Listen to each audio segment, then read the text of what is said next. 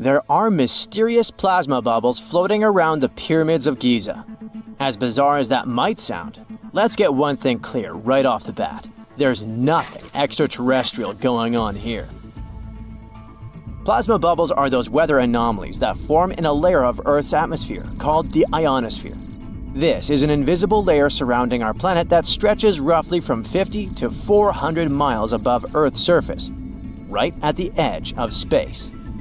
In this layer, the sun, being the giant hot power that it is, basically cooks gases, splitting them into electrically charged particles called plasma. Here's where it gets interesting. At night, especially near the equator, these charged particles get disturbed, and when a bunch of them suddenly vanish at the same time, it forms what we call a plasma bubble. Imagine it like a big empty pocket where the plasma is missing or its quantity is lowered. But it's only considered a plasma bubble if this phenomenon occurs on a large scale, typically around 62 miles in size. If you're already packing your suitcase for Egypt and have put binoculars to look at the tips of the pyramids, I'm sorry to say that we can't see these plasma bubbles with the unaided eye. It's all happening way above our heads, completely invisible to us. Scientists need to use special equipment, like the Latitude Long Range Ionosphere Radar, or LARID, to detect these bubbles. This advanced technology helps researchers track and observe the movement and formation of plasma bubbles in real time. This formation, by the way, can be triggered by solar storms. That brings us to November 2023, when an impressive solar storm occurred. On a scale from 1 to 5, this one was classified as a G3, which is considered a strong event. Solar storms occur when sunspots are basically cooler, darker areas on the sun's surface, release bursts of energy into space. These flares triggered several geomagnetic storms on Earth. While this might sound like doomsday stuff, it didn't disrupt our daily lives too much. In fact, it was great news for skywatchers, since the solar storm created stunning auroras, with the northern lights visible as far south as Greece and Turkey. But this particular storm in 2023 also had another interesting consequence. It caused the largest plasma bubble ever recorded by the Chinese radar. This phenomenon was so massive that it covered regions as far apart as the Egyptian pyramids and the Midway Islands in the Pacific Ocean. Now that's a huge distance, and it is a big deal for science. And that's because plasma bubbles are a growing threat to modern technology. Experts say they can disrupt satellite communications and GPS systems. So if you're using Google Maps or Waze and suddenly it can't figure out where you are, a plasma bubble might be to blame. Great, we now know what's going on with those bubbles detected above the pyramids of Giza. But things get even weirder inside this ancient construction. Apparently, the Great Pyramid of Giza has the ability to concentrate electromagnetic energy within its interior. A couple of years ago, a group of researchers decided to see what would happen if they took this ancient architecture and hit it with radio waves. I mean, waves that are similar to the kind your phone uses, but on a much larger scale, up to 1,900 feet long. But since they couldn't just start blasting radio waves at the actual pyramid, they did the next best thing: computer modeling. Using these simulations, the researchers discovered something incredible. The Great Pyramid can actually concentrate electromagnetic energy within its internal chambers, as well as underneath its base, where an unfinished chamber is located. By concentrate, I mean something like trap it. For example, when you shout into a cave, you hear your voice echo back, right? The sound waves don't just disappear, they bounce around and get focused. Similarly, when radio waves hit the pyramid, they don't just pass through or around it. Instead, they get absorbed, bounce around, and focus inside and underneath the pyramid. Our list of mysterious phenomena surrounding the Egyptian pyramids doesn't end there. Inside the pyramid, there's a long, narrow passage that leads to what's known as the King's Chamber. This room sits at the center of the pyramid, and it's believed to have been the final resting place of Pharaoh Khufu, the ancient Egyptian leader who commissioned the entire thing over 4,000 years ago. When visitors step into the King's Chamber, two things normally strike them: the room's incredible acoustics and its heavy, imposing structure, which is entirely lined with red granite. Recently, scientists have started to connect these two facts. Some researchers now believe that the king's chamber might be able to catch or pick up sound energy generated from other parts of the pyramid. In other words, this room might have been designed to amplify sound in a way that no other chamber in the pyramid can. To test this theory, researchers conducted an experiment where they sang in the queen's chamber, which is located directly below the king's chamber. Here's where it gets wild. The music couldn't be heard in the lower underground rooms of the pyramid, but it sounded loud and clear in the king's chamber. One possible explanation for this is the type of stone used in the king's chamber: pink granite. Granite is known for its piezoelectric properties, meaning it can absorb energy from its surroundings, like sound vibrations, and convert it into electrical energy. This suggests that the chamber's unique acoustics might be due to more than just the shape of the room. It could be that the granite itself plays a role in amplifying and concentrating sound waves. According to scientists, these discoveries open up a whole new field of research into the pyramid's potential. Could the ancient pyramids have somehow harnessed the energy created by sound waves, or even Earth's natural vibrations? It might sound far-fetched, but considering the granite's piezoelectric properties are well documented in modern science, it's not entirely impossible. Who knows? Maybe we've only just scratched the surface of what the pyramids were truly capable of. Speaking of just scratching the surface, there's even more to think about, like how the pyramids ended up in such a perfect location. It seems the builders lined up the Great Pyramid with the cardinal points, meaning its sides are almost perfectly aligned with the four main directions: north, south, east, and west. There are many theories about how they did it, but one study suggests that Egyptians might have used the fall equinox to achieve this perfect alignment. During the equinox, the sun rises and sets directly in the east and west. It probably made it easier for builders to use the sun's position as a guide. By watching the sun during this time, they could make sure the pyramids were positioned just right. If we think about all these strange things about the pyramids, I mean their perfect alignment, the ability to concentrate radio waves, and the materials used in the chambers that might generate electrical energy, could the real purpose of the pyramids actually be much more complex than just being tombs? Well, Nikola Tesla thought so. It is said that the famous inventor and engineer was kind of obsessed with the Egyptian pyramids, and he wondered if they might actually be giant energy transmitters. He believed the shape and position of the pyramids could help them function as huge generators, capable of producing free, limitless energy. Some researchers agree with Tesla and believe that these massive monuments might have been designed as giant power plants. According to their theory, builders could have figured out how to move ions, those electrically charged particles in the atmosphere, by placing materials like copper, gold, and silver around the pyramids. So, it's definitely possible that the ancient Egyptians created a sustainable, renewable power source. Although this is a very interesting thought, we haven't been able to confirm this theory, and the true purpose of the pyramids remain one of humanity's biggest mysteries. There's nothing around, just the eternal, endless whiteness of Greenland's snow and cold winds blowing into your face. Nothing hints at the impending catastrophe. You take another step and freeze in horror. An abyss is spreading at your feet, bottomless and dark. If you had made a bigger step, it would have swallowed you. That infamous Greenland's hole. It happened in the middle of the 2010s. A group of geologists were scanning the surface of Greenland's Hiawatha Glacier using radar when they spotted something very, very strange. It was a giant pit, more than 980 feet deep and almost 20 miles wide. That's big enough to fit inside Washington, D.C. or Paris.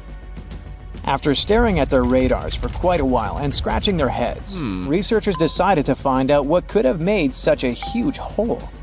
Could it have been good old erosion? A raging volcano? An asteroid impact? A giant sandworm? Ugh, I might have gone a bit overboard with this worm idea, but you never know with these ancient glaciers. Anyway, in our case, one mystery seemed to lead to another, which had been puzzling scientists for decades. And to solve both of them, scientists needed something super common, but at the same time very important: quartz, one of the most abundant materials in Earth's crust.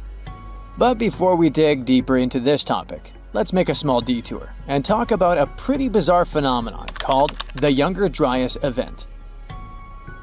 To see what it was like, we need to go deep into the past, as far back as 12,900 to 11,600 years ago.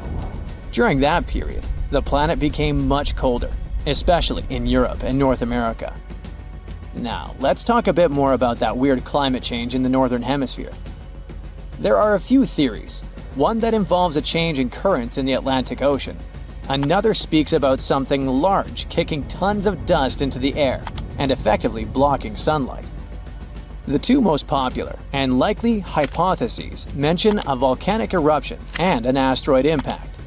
Indeed, there was a volcanic eruption on the territory of modern-day Germany at around the right time. But there's also a probability that a space object struck the planet during this period too.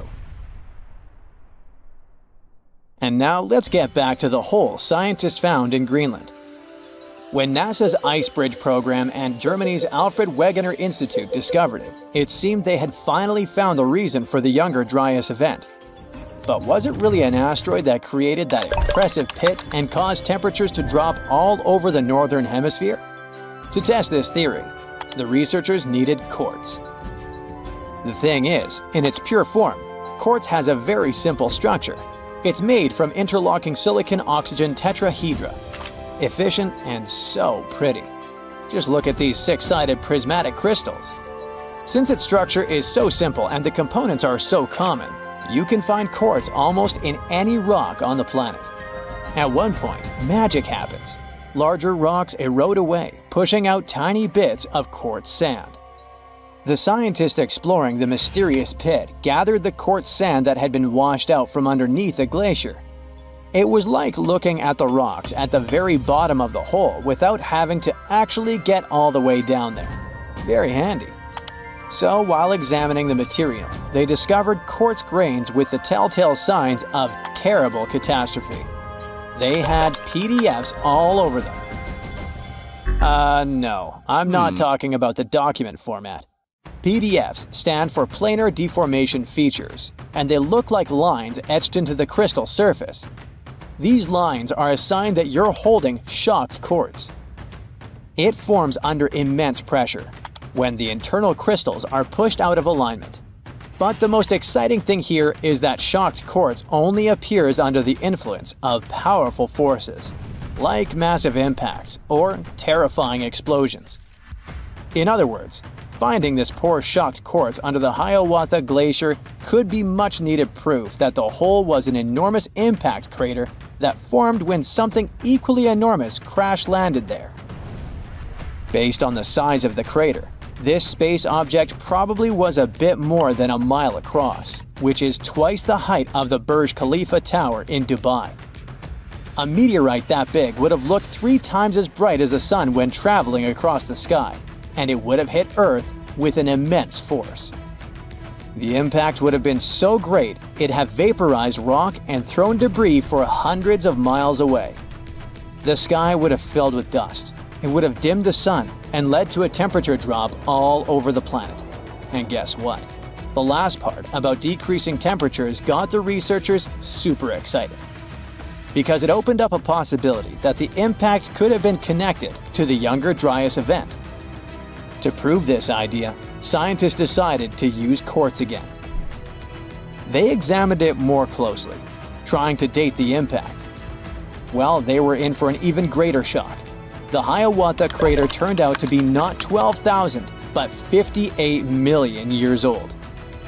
On the other hand, the researchers were disappointed that they hadn't been able to confirm their theory. The crater couldn't explain the Younger Dryas cold snap, but on the other hand, it was still an amazing discovery. Now, get ready for one final twist to this story, and it revolves around quartz again. Other scientists have recently discovered more deposits of shocked quartz all over what is now the eastern USA. It was hiding in sediment layers dating to just before the Younger Dryas. Interestingly, there aren't any craters around those sites whatsoever. But quartz can't lie. It provides evidence of a powerful explosion. It makes scientists think that their impact hypothesis might still be true, but instead of a collision, it could be an airburst. A massive comet could have broken up while entering Earth's atmosphere around 12,000 years ago, and the fragments could have exploded before reaching the ground. It would have caused catastrophic mass burning throughout the North American continent and messed with the climate so much that the Younger Dryas would have been triggered. Well, I guess we need to wait a bit longer for scientists to find some further proof of this hypothesis. But it doesn't mean we don't have any more curious phenomena to explore in Greenland. Take these fascinating holes. They sure are kinda smaller than the monster we were talking about. They're called moulins, and they carry surface meltwater all the way down to the base of the Greenland ice sheet. And they have prepared some surprises for us too. Apparently, they're way larger than we previously thought. That's what a recent study based on observation and first-hand exploration claims. Even more interesting, this high volume might influence the stability of the ginormous ice sheet in question, as well as the speed at which it's sliding towards the sea. Researchers think that increased water depth and pressure inside moulins might lubricate the base of the ice sheet, making it move faster. You know, the way an ice cube slides more easily on a thin film of melted water. Until recently, we knew too little about the real size of moulins and how much water they can hold.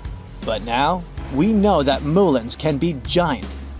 The team made 2 trips to the Greenland ice sheet in 2018 and 2019. And during each of them, they used ropes and climbing equipment to drop around 330 feet into 2 separate moulins, almost touching the water's surface. Those who did it described the experience as intimidating. Picture this. Your back is over the edge. All you see is bluish ice going down and blurring into blackness. And the only thing you hear is occasional sounds of crashing ice. It must be extremely unnerving.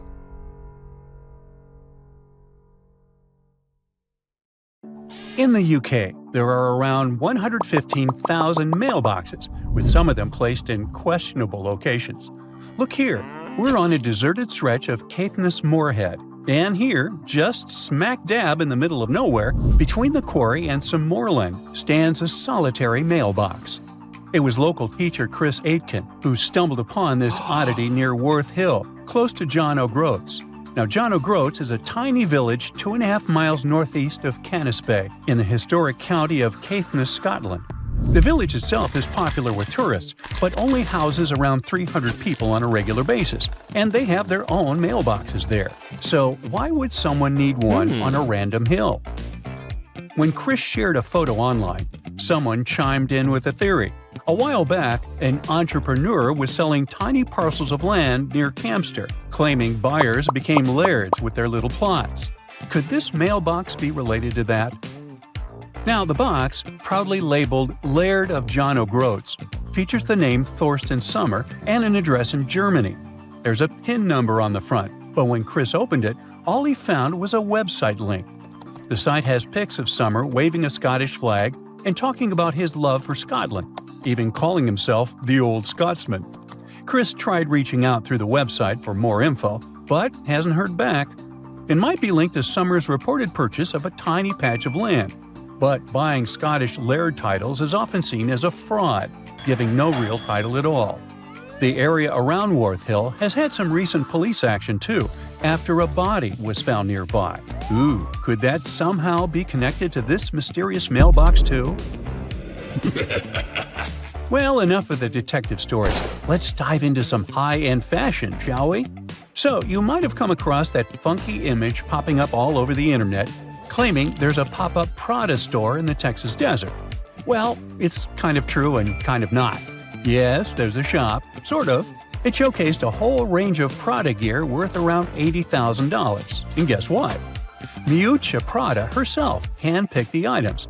But still, you couldn't buy a single thing there. No cashiers, no shop assistants. It was like the place was permanently closed. The twist? It's actually an art installation. Made entirely of biodegradable materials, it was designed to gradually blend back into nature, taking a fun jab at our current consumer culture. But why display goods you can't actually buy? Well, it's a metaphor for the elusive charm of luxury. While it was meant to decay in peace, the hype surrounding it led to a surprising amount of foot traffic and even some chaos. After trying to fend off a few would-be thieves, the artist had to admit defeat.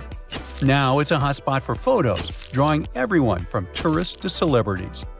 Right, you can find a brand person in the desert, but can you, let's say, find a car somewhere in Welsh caves? Well, the answer is yes, and let me tell you, it's not just one car, but many of them. The Cavern of Lost Souls is a well-known abandoned car cave tucked away in Wales. Once upon a time, it was a slate mine in Ceredigion, where workers pulled out tons of slate and transported it using narrow-gauge horse-drawn tramways. But as the mining industry faded away decades ago, the mine fell into a hush. If you dare go inside, which I personally do not recommend, you'll find two large chambers, but one is particularly noteworthy. The main chamber plunges around 65 feet deep and is mostly underwater, with just a small opening above. Since the mine shut down, locals and the council have taken advantage of that opening, tossing in all sorts of unwanted stuff. You'll find everything from fridges and TVs to even whole cars piled up in one corner. What makes the Cavern of Lost Souls special is the single beam of light that breaks through, casting its glow on the twisted heap of wrecked cars and metal. The water, when hit by that light, glows a stunning turquoise green, creating beautiful reflections of the cars and cavern walls on the still surface. Every now and then, a fragment of slate falls, shattering the quiet and sending ripples across the water. There was yet another weird find in Wales.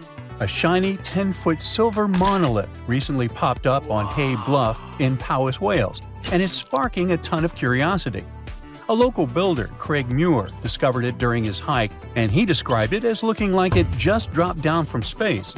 It's made of surgical steel, has no markings, and is super well crafted without visible welds.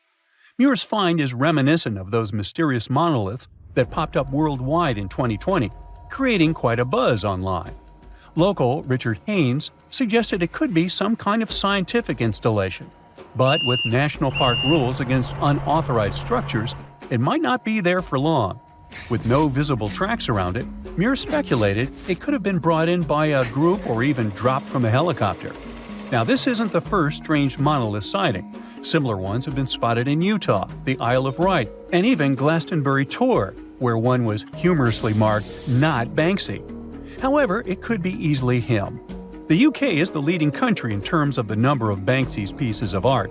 As of 2023, there were 70 of them. No wonder, as he is reportedly British and was born in Bristol.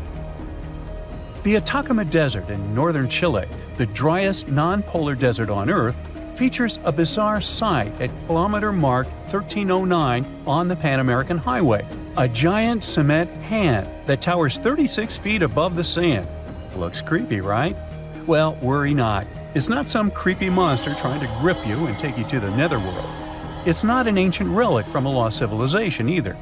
A professional sculptor created this quirky landmark back in 1992. Despite its remoteness, the hand is frequently targeted by graffiti, so local volunteers must clean it up twice a year. And by the way, it's not the only landmark of this kind. The very same sculptor also created a similar hand in Punta del Este, Uruguay, called Man Emerging to Life, and it represents the idea that a giant might be holding South America in a stone grip. Hey, works for me. Now check out this giant stone sphere hidden in the forest of Bosnia's Visoko Valley. What do you think? Is it an ancient relic or a modern art installation? Share your thoughts in the comments. But to be completely frank with you, which I always am, nobody really knows for sure. Experts think this sphere, which measures around 10 feet across, is just a naturally occurring rock formation called a concretion. These iron-rich balls get their reddish color from the high iron content and form when mineral particles stick together over time. While concretions can take on some pretty wild shapes, the exact process of how they form is still a bit of a mystery. Then there's this archaeologist, often called the Bosnian Indiana Jones, who claims it's actually a man-made artifact from over 1,000 years ago. Spherical concretions aren't unique to Bosnia, though. You can find them all over the world, like these boulders in New Zealand, massive round stones that are over 60 million years old. There are also cannonball concretions in North Dakota. And let's not forget about the man-made stone spheres crafted by the Diquis people in Costa Rica, which are perfectly shaped and arranged, definitely a testament to human creativity. So while the Bosnian sphere is super intriguing, it's probably just an ancient concretion and not a remnant of a lost civilization. Bummer. Finally, some things are so well hidden that you have to go deep down into the seafloor to get a glimpse of them. Once a hedonistic hotspot for the Roman elite, Baia was like the Las Vegas of its time, but now its ruins are submerged underwater. This resort city thrived on volcanic hot springs and attracted the likes of Nero and Caesar, who even built vacation villas there.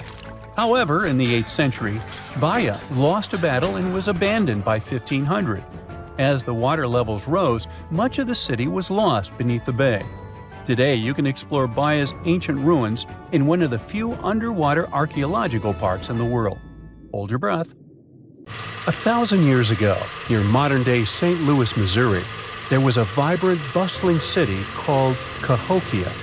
It was a Native American city, the largest and most influential one in Mississippian culture. At its peak, around 1050 BCE, Cahokia was home to as many as 30,000 people, making it larger than Paris at the time. But what's interesting is that Cahokia didn't have any big marketplace. Usually trade was the backbone of any big city, yet this one stood out for archaeologists. That's because Cahokia wasn't about commerce. It was about culture, community, and parties. The people who lived there threw massive parties that would last for days. The city's grandest feature was its 50-acre plaza, surrounded by amazing earthen pyramids. This massive space could hold over 10,000 people. Imagine them all gathering there for festivities, dancing, drinking coffees and teas, feasting on deer, and betting on sports. The events were super lively. Cahokians would wear awesome costumes, style their hair in interesting ways, and decorate their bodies with tattoos. Athletes were playing a game called Chunky, where they hurled spears at a rolling stone disc, competing to get as close as possible. The roar of the crowd filled the air, and performers showed off their skills. These celebrations were so wild, they left traces in history. After the parties ended, Cahokians cleaned up by tossing leftovers into pits. Archaeologists have uncovered these waste pits, and they were filled with food remains and pottery. One pit alone contained the remains of 2,000 deer, and that's from a single event. They also found traces of yaupon holly, a caffeinated plant that was traded from hundreds of miles away. This just shows how much effort and thought Cahokians put in their celebrations. Would you like to live in a city like this? But aside from all the fun and games, Cahokia was also deeply complex and spiritual. The city was built on a landscape that mixed dry land with swampy patches. Many people believe that this symbolized the connection between the world of the living and the dead. The people of Cahokia saw their city as a bridge between these two realms. They built earthen mounds, both for ceremonies and rituals, and as construction support. These mounds rose from the swampy areas. Meanwhile, people settled in the drier spots. Elevated pathways connected these neighborhoods, creating a physical link between life and death. Isn't it sad that some ancient metropolises that rival modern cities in scale just disappeared?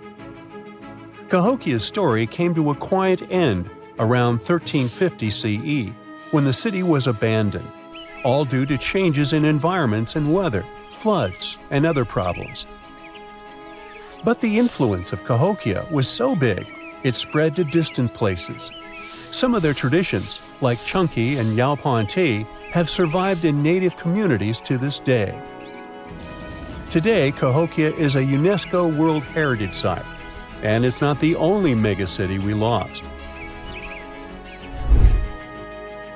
About 5,000 years ago, people in the Indus Valley built some of the world's first cities. Mohenjo Daro was an ancient city in what is now Pakistan. The city was built around 2500 BCE, and back then it was a thriving hub of the Indus civilization. Sure, it was much smaller than modern cities, but it was quite huge at the time, around 40,000 inhabitants. It looks like the locals were crazily strict and disciplined people. The city's planning and organization were incredible. It was laid out in a grid pattern. Streets and important buildings aligned along the north-south axis, probably to match the movement of the sun and moon.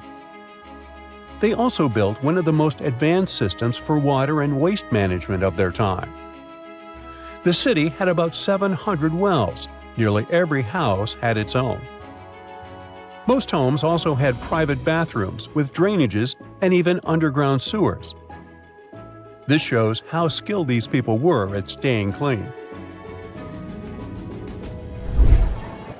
And with all this discipline, it looks like there were no kings, queens, or even a central government. They could still have some authority, like local elites or elected officials, just not a classic strict monarchy or religion. Instead, people there cared about simplicity and order. They basically managed themselves, having standardized ways of doing things, from the way tools and potteries were made to how they traded. Which is why, unlike many other cities, Mohenjo Daro didn't have grand palaces, temples, or monuments. Instead, they had public areas known as citadels. People gathered at citadels for rituals, meetings, and storage of grain. And it seems like this way of life worked perfectly. Scientists found some seals and weights, which means the economy was well regulated. Archaeologists found some intricate artifacts like ivory, lapis lazuli, carnelian beads, and gold jewelry. Another famous find is the small bronze statue known as the Dancing Girl, which was discovered in 1926. Mohenjo Daro wasn't poor at all. And they also pulled off some awesome buildings. Staying clean was clearly way more important to them than displays of wealth or power. So they created the Great Bath, one of the most famous structures in the city. It's a large, watertight pool built with baked bricks, perched on a mound of earth, being almost a religious place, the closest thing they had to a temple. Meanwhile, the city itself was built on a series of mounds. They grew taller over the centuries as people added new houses and structures. Why did the city fail? No one really knows. There's something mysterious about the sculptures archaeologists found. Many of them seemed intentionally broken. This means the city's later inhabitants, maybe invaders or something, destroyed them for some reason. Some scientists think that the Indus River may have shifted course, disrupting agriculture and trade. But there's no evidence of a flood or any big event like this. It just seems like, over time, the entire Indus civilization just gradually faded away. By 1900 BCE, the culture had shifted and didn't leave much behind. Let me tell you now about the ancient city of Kos, which is located where the modern town of Kos now stands in Greece. Imagine arriving by sea, and the first thing that hits you is the sheer grandeur of its agora, this massive public square built with stones in different colors, laid out on terraces that rise above you.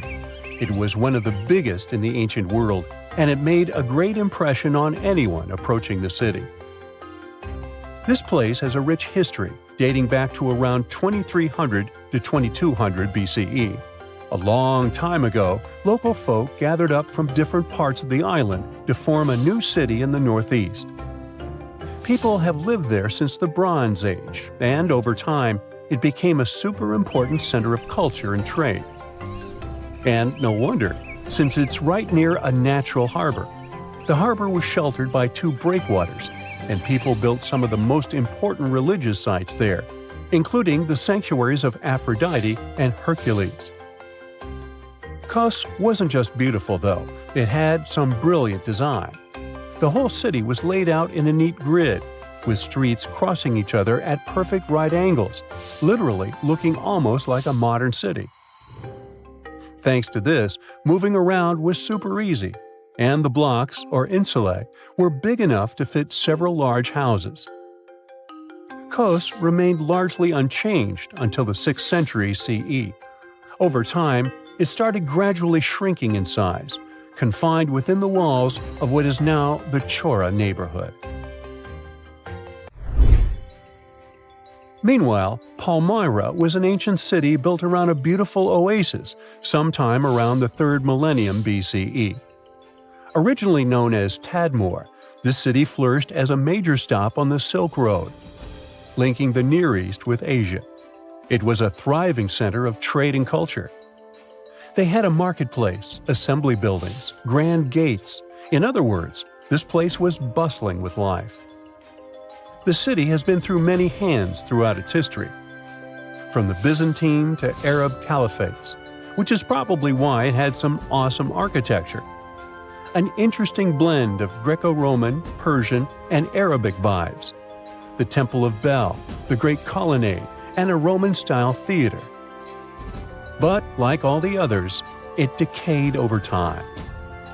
Palmyra's importance faded, and by the early 1400s, it had been largely destroyed. But at least its ruins remained. Right now, they're a UNESCO World Heritage Site. The Loch Ness Monster is actually not from Scotland. Turns out, this real-life creature lived in the freezing waters of Antarctica about 70 million years ago. In 2019, researchers discovered fossils of a huge, prehistoric marine reptile that looked a lot like what people described as Nessie. This beast was terrifying, measuring up to 36 feet long with a massive giraffe-like neck. It also weighed around 15 tons, which is about the size of 3 elephants. Next up on our list of huge animals is a penguin. I know penguins aren't exactly what you'd call big, but scientists have just found what they think might be the biggest penguin ever, the Kumimamu fordyce.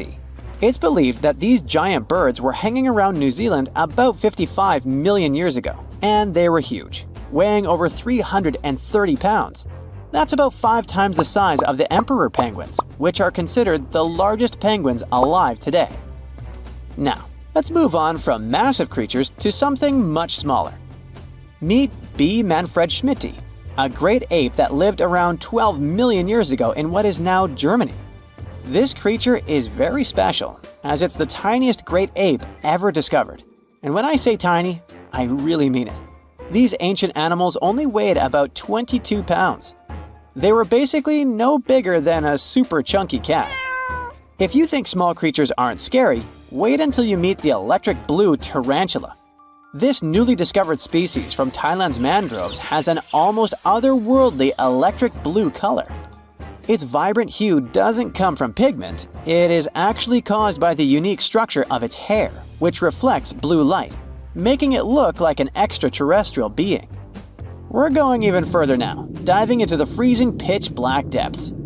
At around 2,000 feet deep in the Andaman Sea, scientists found a new species of ghost shark, which they named Chimera supape. Their appearance is straight out of a horror movie. They have sleek, pale bodies, frills that look like feathers, and large, creepy eyes. These ghost sharks aren't actually sharks, but they are related, having diverged from their cousins about 400 million years ago. The good news is they're not too scary since they're only a bit bigger than a shoebox. Just when you think we can't find stranger creatures, we come across this ancient amphibian from Brazil. Scientifically known as K. rosae. This newly discovered giant crocodile-like creature lived during the Triassic period, over 240 million years ago. At nearly 10 feet long, it had a powerful jaw, resembling the modern-day alligator. This beast was definitely a survivor, since it adapted to the most severe conditions ever seen on the planet. Last year, scientists were tracking the dense Amazon rainforest at night when they found some quirky orange spiders that looked like they were wearing black boots. The team soon discovered it was a new type of giant crab spider. And no, they don't look like crabs at all. They only got their name because, while perched on plants, these spiders spread their legs out to the sides, just like crabs. Do you know that some new species are named after celebrities? Hollywood icon Harrison Ford now has his very own snake, for example. Discovered in Peru, T. Harrison Fordy honors the actor famous for his role as Indiana Jones, an archaeologist with a notorious fear of snakes. Unlike the film's menacing serpents, this new snake species is quite modest in size, measuring about 16 inches long. We also have the Rampholion princei, a small new species of pygmy chameleon from Tanzania that was named after US rapper and poet Prince Iya. He received this honor because of his work raising awareness about global environmental issues. Another celebrity namesake is DiCaprio's snail-eating snake, which hangs out in the shrubs of Panama's forests. This S. irmolindi caprioi is about 15 inches long and spends its nights on palm fronds looking for snails and slugs. Its round eyes look like glowing coals that can be a bit scary, but overall, the creature is super chill. Even when it feels threatened, it doesn't bite. It just coils up around its head and gives off a really bad smell. Now something a bit more sinister. Meet Venomius tomhardii. Does that name ring a bell? Exactly. This new species of spider was named after Tom Hardy's portrayal of the infamous Marvel character Venom. And all because the black spots on the spider's abdomen reminded researchers of the famous anti-hero.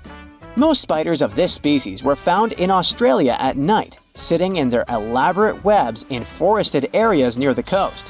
When disturbed, these creepy crawlers often hide in silk-lined hollows in tree branches.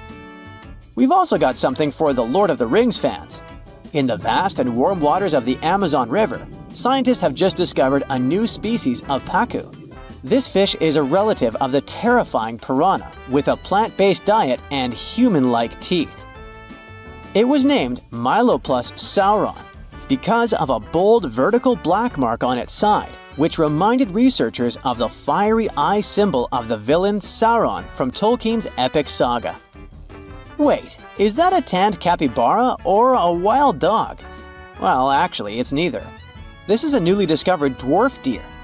This tiny creature, about the size of a basset hound, scurries through the forests of Peru. The combo of large eyes, stocky body, and short legs makes this animal simply adorable. This cute little deer is the complete opposite of what we've got coming up next. This bizarre-looking creature is what we believe the beast of 5 teeth might have looked like. Its fossils, found in Chilean Patagonia, showed that it lived during the age of dinosaurs, about 72 million years ago. This finding is just another piece of evidence that mammals had been roaming around that part of South America much earlier than we thought. Moving from the forests of South America to the deserts of Australia, we come across a sand dragon lizard, known scientifically as Tenephorus tayacalpa. With its sandy color and long, lean body, this lizard looks like it could star in a Dune movie. Discovered last year, this sand dragon lizard blends in perfectly with the hot sands of the Great Victoria Desert in southern Australia. For over 10 years, a large-eyed creature managed to hide from scientists who ventured into the mountains of southwestern China. But not this time. In 2023, the group finally managed to take photos of 7 frogs that didn't match any known species. They're now known as Leishan odorous frogs, a species that grows to be about 2 inches long and has small bumps all over their grass-green bodies. Off the coast of Chile, we have recently found a seamount nearly 4 times as high as the Burj Khalifa. Underwater mountains are usually home to beautiful life forms, like sponge gardens and ancient corals. But this Chilean seamount also hid a creature known as the flying spaghetti monster. It's a rare type of squid with long noodle-like tentacles that make it look like an underwater pasta dish. Including its tentacles, this strange creature can be over 130 feet long.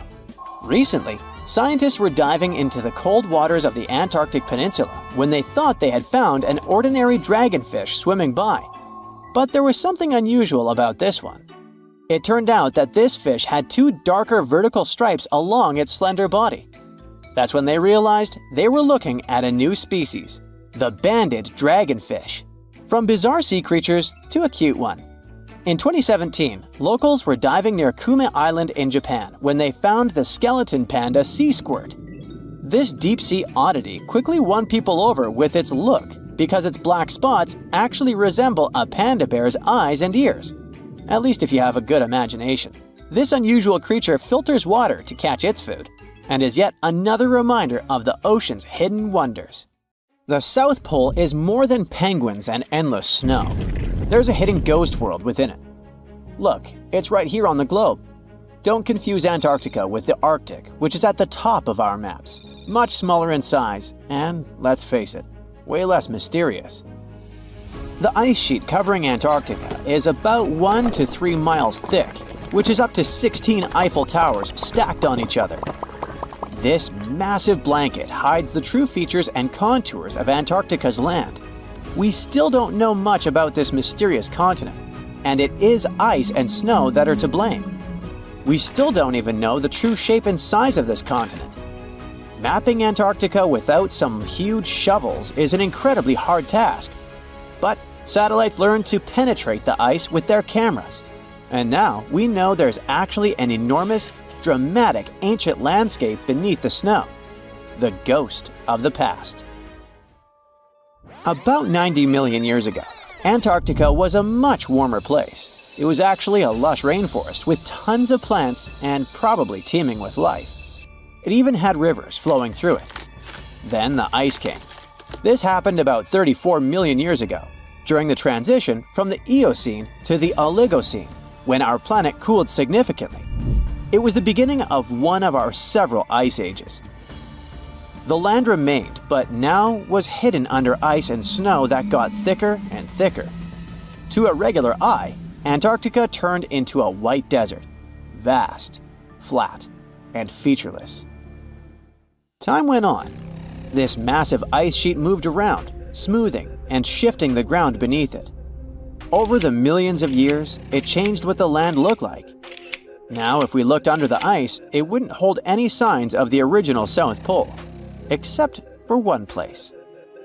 In areas where the ice is especially thick and doesn't move much, like in East Antarctica, it has actually worked the other way around. It became like a super thick blanket that protects the land. Normally, things like wind or rain slowly wear away the ground over time, changing its shape. But since we have this protective ice blanket, it prevents these natural processes from reaching the stuff underneath.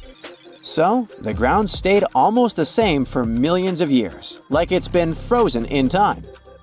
This special area near the Aurora and Schmidt subglacial basins has become the ghost of Antarctica's landscape. This place was barely touched even since it was first covered in snow 34 million years ago. This is a historical footprint, a place that can tell us what Antarctica's ground looked like before it became a freezing nightmare. As scientists peered under East Antarctica, they saw an amazing ghost.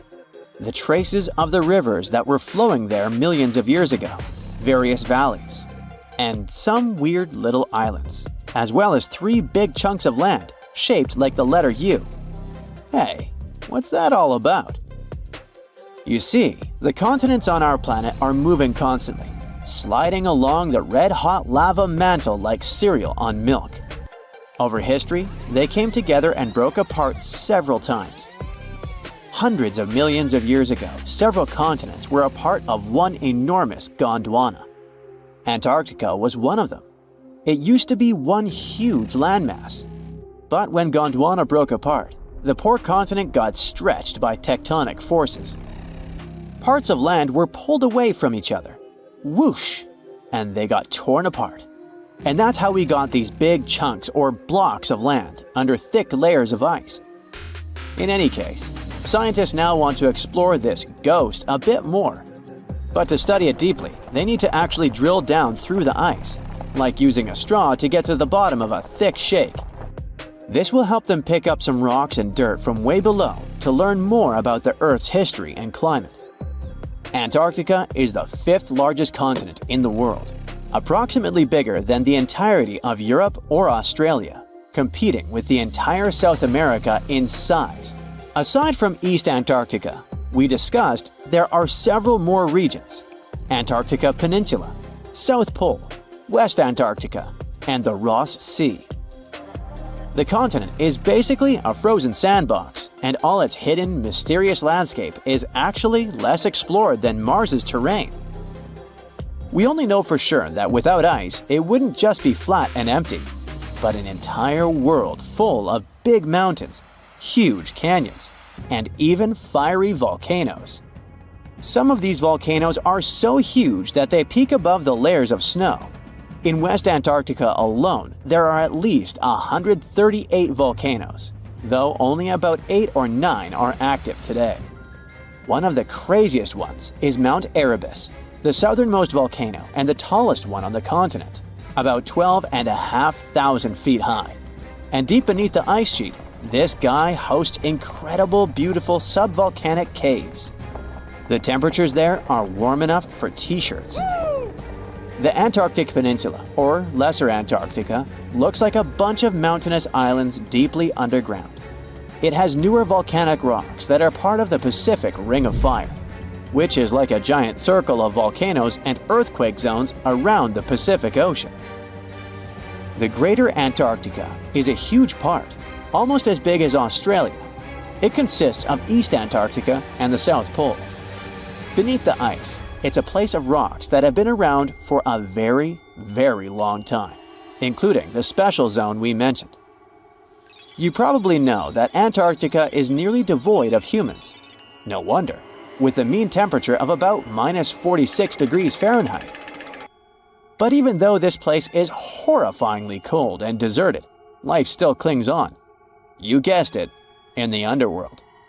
In 2017, scientists found DNA traces of algae, moss, and even possibly unknown small animals in the deep caves.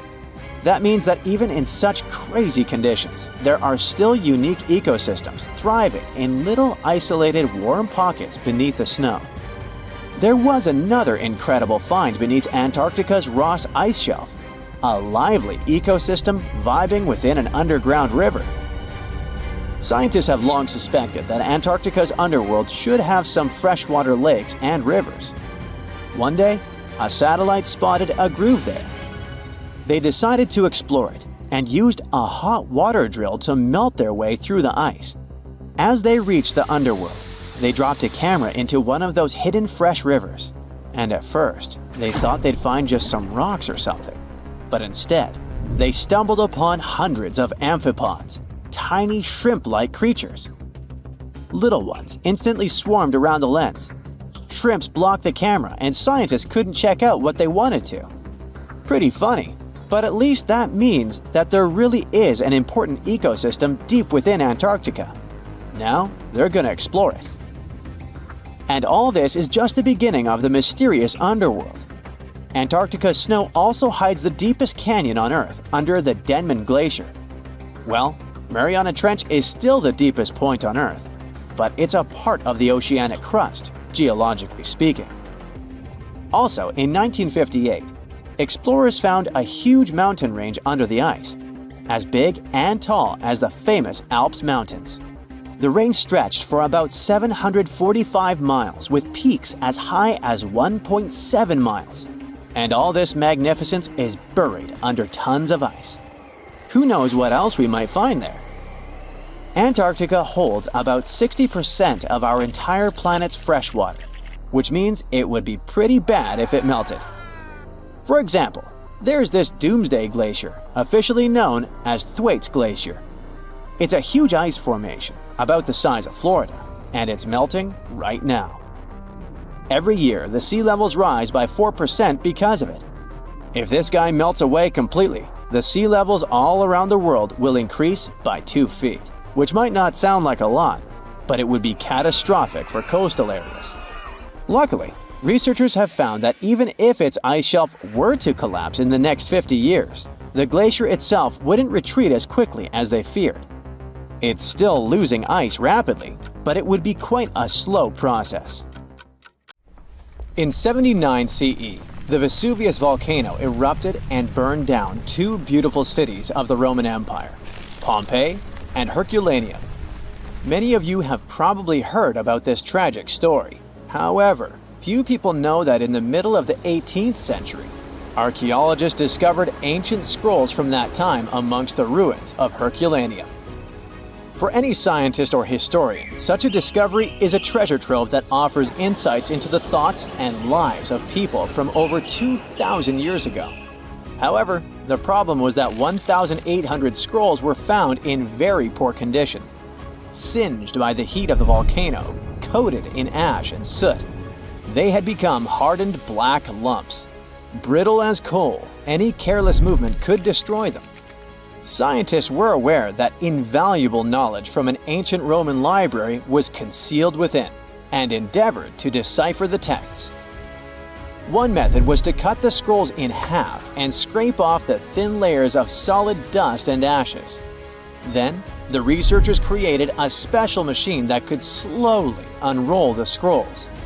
They managed to read a few words, but unfortunately, such methods damaged and even destroyed some of the artifacts. In those instances, archaeologists could only wait for advancements in technology that would allow them to unfold and read the scrolls. And finally, this day has arrived. Artificial intelligence has now enabled researchers to decipher texts written 2,000 years ago, even though the inscriptions on the scrolls were charred and nearly illegible. Initially, scientists scanned the scrolls and created high-resolution digital models. This process allowed specialists to identify the areas where ancient ink had altered the texture and shape of the papyrus fibers. In the regions where ink was applied, the papyrus was slightly thicker and contained a higher level of carbon, the key component of the ink. The researchers developed a machine learning model capable of detecting these subtle details within the papyrus. They uploaded thousands of 3D images of the scrolls to the internet, inviting people to collaborate with AI in decoding the text. During the early stages, the system occasionally made errors, making human assistance essential. To incentivize participation, scientists and investors from Silicon Valley offered $1 million to anyone who could successfully decode the texts. This initiative significantly accelerated the process, resulting in the deciphering of several passages from the ancient works. Fragments of the first transcripts are like a blog about how to enjoy life. The author of the scroll, Philodemus, was a follower of the Greek philosopher Epicurus, who considered pleasure and luxury the highest goal in his life. So, Philodemus thought so too. We do not right away believe things that are scarce to be absolutely more pleasant than those which are abundant.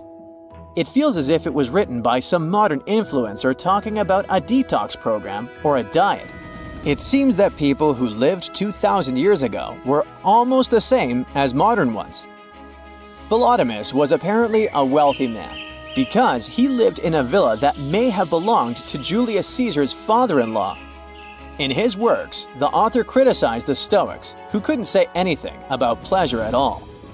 Philodemus was such an ardent fan of Epicureanism that one of the scientists compared him to a guy who collected albums from only one band and nothing else. Several hundred Herculaneum scrolls remain unread. Scientists believe that they may contain works by Aristotle, Homer, Sophocles, and the Stoics. Fortunately, with modern AI technologies, the decryption process will go on much faster.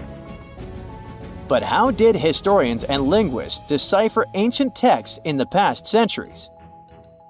It was actually a very difficult mental job. Let's say you found an ancient slab in the 19th century somewhere in Greece. To understand what was written there, you'd have to compare it to several other deciphered plates with similar writings of that era or similar languages. Letter by letter, symbol by symbol, you'd be deciphering ancient writings for several months or even years to figure out, say, the recipe for ancient mashed potatoes. Fortunately, with the development of computer technology, those days are long gone. Now, all ancient scrolls can be scanned and uploaded to a database on a computer. You may not even have to decipher the text for a long time if the computer finds a match of characters in other ancient manuscripts. But even if you have a perfectly preserved piece of papyrus or an ancient book where all letters are visible, this doesn't mean that you and AI will be able to decipher it. One of the most famous encrypted texts is the Voynich manuscript. This work, which consists of 240 colorful pages, was acquired by Polish bookseller in 1912. He found that book intriguing because of astrological symbols, unknown plants, and unusual human figures drawn on its pages. And all this was accompanied by handwritten texts. The author had beautiful, clear handwriting, but the language of the book is still unknown. Someone wrote this art book around the beginning of the 15th century and divided it into 6 sections devoted to botany, astronomy, biology, cooking, medicine, and cosmology. Many scientists and linguists have tried to decipher the mysterious drawings with inscriptions, but no one has gotten reliable results. Even AI couldn't help this difficult task. Some believe that this book is dedicated to science, and others believe that it contains knowledge about witchcraft. Perhaps it's a mix of science and magic. According to one version, the manuscript is a medical textbook that copied information from other scientific works from the Middle Ages. Before the invention of the printing press, people copied books and rewrote them by hand without worrying about copyrights. It's possible that the author of the manuscript outlined all their knowledge about herbal medicines and the influence of astrology on health. People in the past believed that the state of the body and stars in the sky were connected. The coolest thing is that the book has been scanned. You can download it in high resolution and try to decrypt it yourself. Who knows? Maybe you will succeed and get some ancient secret knowledge. An unknown language or poor text condition may not always be a problem for linguists. Imagine that you open some copy of classical literature dated to the 19th century. You read the pages carefully, and at the end of the day, you feel slightly unwell. You read the book every day and feel worse and worse. At some point, you go to the hospital, and doctors tell you that you've been poisoned. Yeah, sometimes working with old books can be literally dangerous for your health. There are even catalogs of poisonous books in the world. They are toxic not because someone intentionally sprayed them with poison to hurt the reader, but because people wanted to make books look more colorful. Recently, 2 such books have been withdrawn from the National Library of France because of their bright green covers. The pages were ordinary, but the hardcover could have been coated with arsenic. The mass production of books took place in the 19th century. Book publishers wanted to release as many copies as possible, so they used not expensive leather covers for them, but cheaper fabric options. To make a book attractive to customers, they painted them in bright green, yellow, red, and other colors. They got the green color of the cover thanks to the bright pigment created from copper and arsenic. It was a very cheap dye, but brighter than other dyes containing copper carbonate. An arsenic dye was used not only for books, but also to create candles and wallpaper. The problem was that the dye's pigment decomposed quickly and released toxic carcinogenic fumes. Arsenic caused severe health problems. People calmly lived in their homes and couldn't understand what was happening to them. The same thing happened to many readers of that time. It was only by the end of the 19th century that people stopped selling toxic items. Now, to read a poisonous book, if you want to do it that is, you have to wear gloves and a protective mask. And after work, wash your hands thoroughly. When you think of an epic desert scene with blazing sun, endless dunes, and those magical little oases, You probably picture the legendary Sahara, right? But what if I tell you that 11,000 years ago, this vast expanse of hot sand looked totally different than it does today? Yeah, I don't know, I wasn't around then. But I'm told that back then, what we now call a desert was a lush paradise, brimming with lakes, rivers, grassy plains, and even woodsy forests. So, where did all this water go? There are many stories about the distant past of our planet when deserts were covered with jungles and forests. And then something happened, like changing climates or colossal earthquakes, and it all turned green lands into dunes. But how about a theory that Sahara became a desert because of humans and goats? The Sahara has seen its fair share of wet and dry drama throughout the ages, mostly thanks to little shifts in Earth's orbital tilt, causing variations in how much solar radiation hits the atmosphere. There were even times called the African humid periods, when the rain would pour in and transform the dry landscape into a bright green haven. But between 8,000 and 4,500 years ago, something really funky happened to this region. Certain areas went from humid to dry way too fast to explain it by just orbital changes. In the blink of an eye, the lush Sahara turned into the Sahara we know today. Now, if you ask scientists why it happened, they will tell you, oh, it's just poor parameterization of the data. Bet you didn't get it, did you? What? Well, right, let me translate it from scientific to common human. It means they really don't know the answer themselves, and they got a bunch of missing puzzle pieces. But as scientists sifted through ancient dirt and pollen samples, they spotted a quirky trend. Wherever there were pastoralists, also known as humans with their domesticated animals, the plant life seemed to shift. It was as if every time humans and their furry friends meandered through the greenery, they turned it into scrub and desert right behind them. Oops. Yep, chances are that by overgrazing, humans were sapping moisture out of the atmosphere, since plants give off moisture, which helps make clouds and making things even sunnier, leading to a quicker end of the humid vibes. Plus, our ancestors may have been getting a little too cozy with fire for land management, further speeding up the desert takeover. Anyway, scientists are sure that this lush Sahara would have turned back into desert eventually, even if humans hadn't shown up, thanks to Earth's natural rhythms. So there's no need to pin this abrupt change solely on humans. It could simply be about nature getting feedback from vegetation and dust cycles. It's difficult to determine what caused these changes, as it's all interconnected. During the last humid period, the Sahara was filled with hunter-gatherers. As things got a little drier, they started herding animals for food. The weather pushed people to herd cattle. It's also possible that grazing sped up the landscape degradation. So, which came first, the chicken or the egg? Or in this case, the human or the cow? It's tough to tell with the evidence we have now. Now today, it's safe to say that water is no longer that big of a problem in the Sahara, even though it's a huge desert and the times of lush forests there are long gone. But technology's got us covered. For example, the Nubian Sandstone Aquifer System, the biggest underground water stash on the planet. It's nestled beneath the Sahara Desert's eastern edge and stretches across 4 northeastern African countries – Sudan, Chad, Libya, and Egypt, covering a whopping 770,000 square miles and holding around 36,000 square miles of groundwater. Just look at the pipes transported when it was being built. It's the world's largest irrigation project. No wonder it's feasible to thrive in the Sahara today. But imagine thriving in the Sahara Desert with just one water source. Sounds like a tough gig, right? But the ancient Garamantes did just that, surviving and even thriving for nearly 1,000 years without monsoons or rivers flowing to their desert paradise. These clever folks were the trendsetters of urban life in the sands, and even the Romans couldn't help but notice their genius. While many thought they were just desert-dwelling savages, the Garamantes were busy building an empire in one of the toughest climates on Earth. But how did they do that?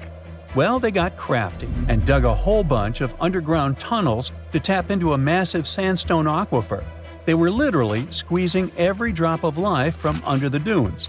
But recently, research showed that the Garamantes weren't just hardworking, they were pretty lucky too. The Garamantes had an underground aquifer that brought water up to a hill where they built over 500 fogaras, which are irrigation systems, some stretching as long as 2.5 miles. It was like sipping water through a straw, which let them irrigate their crops for nearly a century, especially since even a little rain would help recharge the system. But eventually, due to rain insufficiency, the aquifer ran low, and reaching it again would have meant digging more tunnels and relying on more people. That's a tough problem, considering these people were in the middle of food and water shortages. Guess I don't need to tell you what happened to the Garamantes, do I? The fall of the Garamentian culture might be linked to several factors. It may have been due to climate changes, or they may have simply used their water resources too much. Back in the day, the Sahara Desert was actually fertile agricultural land, thanks in part to the cool irrigation system the Garamentians created. But since fossil water isn't something you can replenish over time, the groundwater levels dropped pretty low. This likely played a big role in the kingdom's decline by the late 7th century CE. That sounds like someone who hit a lottery jackpot, used up all the money, and went back to their original not-so-cool job once the bank account got fully drained. Oh, by the way, even if the Garamantes left some secret wisdom messages for us, the chances are we'll never get what they wanted to tell us. Nobody really knows what language they used, and their texts are nearly indecipherable to us today. But let's go back to the Green Sahara. So it transformed into a desert about 4,500 years ago. But today, we can understand how people lived in those times in the Sahara thanks to natural parks in Africa that have the ultimate outdoor art gallery. There are well over 15,000 ancient paintings and carvings depicting everyday life from around 11,000 years ago. However, if the carvings aren't enough for you and you feel like visiting an actual green desert, all you have to do is book a flight to California. One of the most beautiful phenomenon in the world, the superbloom, takes place here. Look at all these colors: orange, green, pink. It's a miracle. Wildflowers bloom right in the middle of a hot desert after several years of rainfall in dry places. It's such a bright and colorful landscape that superblooms can be seen from space. This rare phenomenon can be observed in other arid places and deserts in western and southern Africa, Western Australia, and Chile. In all these places, the weather is very hot and dry in summer. Mild humid air comes in winter, and this is the ideal environment for mass flowering. Flower seeds that lie in desert sands can wait for decades before starting to produce flowers. When the hot sun destroys all the weeds and grass, and the rainfall becomes enough to moisten the soil, the seeds are kind of like, well, okay, now it's our turn to play a big game. And then hundreds of thousands of tourists come to take photos and post these beautiful pictures on social media. And this, unfortunately, is one of the main dangers for flowers. Therefore, if you find yourself in a place like this, don't pick the flowers and don't trample on them. Stay on the path, don't litter. Take only pictures and leave only footprints. You get it? Good. If you walk through this small stone doorway in Hierapolis, Turkey, you might never come back alive. Back in ancient times, people thought it was some sort of portal to the underworld. Romans would go in carrying perfectly healthy bulls, but after a few minutes, they would watch these animals collapse as if hit by some mysterious force. But what's even weirder is that nothing happened to people. They could walk in and out just fine. Now, recent studies might have an answer for these eerie happenings, and it all has to do with people's heights. The gate, known as Plutonium, named after Pluto, the deity of the underworld, is a stone doorway leading to a small 32-square-foot cave. But the real danger is what is going on beneath it. Hierapolis is a super active geological area, and there's a big crack under the city that constantly emits volcanic carbon dioxide, which comes up as a visible mist. During the day, the sun dissipates the gas. At night, the gas forms some kind of a carbon dioxide lake on the sheltered arena floor. At dawn, you need to get out of there before it's too late. This whole place can turn particularly life-threatening right before the sun rises, when the carbon dioxide concentration, about 15 inches above the arena floor, reaches 35%. That means birds, bulls, and even humans can suffocate and pass away in just a couple of minutes. But there is a scientific reason that explains how Romans could get out of there unharmed. The carbon dioxide concentration drops quickly with height, so animals perished while their handlers, being taller and standing up, could walk out and breathe safely. Most people can't stay inside the Begarn fort after sunset. This 16th century fort, located about 146 miles from Delhi, is known as one of the most haunted places in India. During the day, the area is bustling with visitors who can walk through the main gate of this once grand fort city and check out the ruins of temples and palaces. But they will also see this big sign at the gate that dramatically warns everybody that all access is strictly forbidden after dark. That's probably because at night, according to locals, women can be heard screaming and crying in that place, along with the sounds of bangles breaking and strange music. Others have reported seeing shadowy figures and flashing lights among the ruins, or even smelling a strange perfume floating around. Yawata no Yabushirasu is one of Japan's most restricted forests, located in Ichikawa. The forest itself is a small area, covering just a little more than 40 square yards, and it is mostly a thick patch of mosu bamboo. Its location next to a parking lot and modern buildings makes it seem less intimidating, but don't be mistaken by its appearance. Since at least the 19th century, people have said that anyone who enters this forest is bound to disappear and never be seen again. So, as soon as you arrive, a sign near the forest tells you about its history and the curse believed to be linked to it. Some rumors suggest the creepy presence of an ancient samurai lord walking around. Other legends say that the forest hides a bottomless pit filled with poisonous gas. Whether these stories are true or not, today the area is enclosed by stone walls, and entry is still strictly prohibited. In a valley called the Dark Entry Forest in Connecticut, you will find Dudleytown, but you definitely shouldn't go inside. Not only has the land been private property since the 1920s, but it is also known as one of the spookiest places on Earth. This place was first settled in the early 1740s, and many of the original settlers were from the Dudley family. That's why it's called Dudleytown. There's a local rumor that the town's founders were descended from Edmund Dudley, an English nobleman who lost his life for treason. The legend says this curse followed the Dudley family all the way across the Atlantic to America, and their misfortune is said to be responsible for crop failures, mental problems, and several tragic incidents in the village. Again, it is all just rumors, since historians haven't found any real evidence to support these claims. Still, the pitch-black surroundings and the eerie Blair Witch Project vibe going on in that place fueled ghost stories in the 1980s.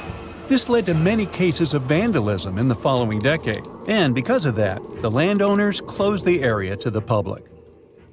This old abandoned building used to be the fancy palace of King Farouk's family, who was the penultimate king of Egypt back in 1936. After his family members passed away, the palace was turned into a morgue. Locals say that today, the whole place is super creepy and off-limits. Some people have reported seeing light bulbs flicker and shadows move around, making strange noises. Once, a group of kids allegedly went inside and totally freaked out when they found all the doors had suddenly disappeared, leaving them in complete darkness. They had no choice but to start screaming for help. This Hawaiian island has been off-limits to people for over a century. It's called Ni'iau and is the smallest inhabited island in Hawaii, covering around 69.5 square miles. It has around 84 residents. The island doesn't have cell phone service, paved roads, or power lines, just solar panels for electricity. A single family has privately owned the island since 1864, when a Scottish farmer bought it for $10,000, which would be around $250,000 today. The island has stayed in the family, passing down to its descendants, the Robinsons. They have kept it private ever since, so access is highly restricted and basically by invitation only.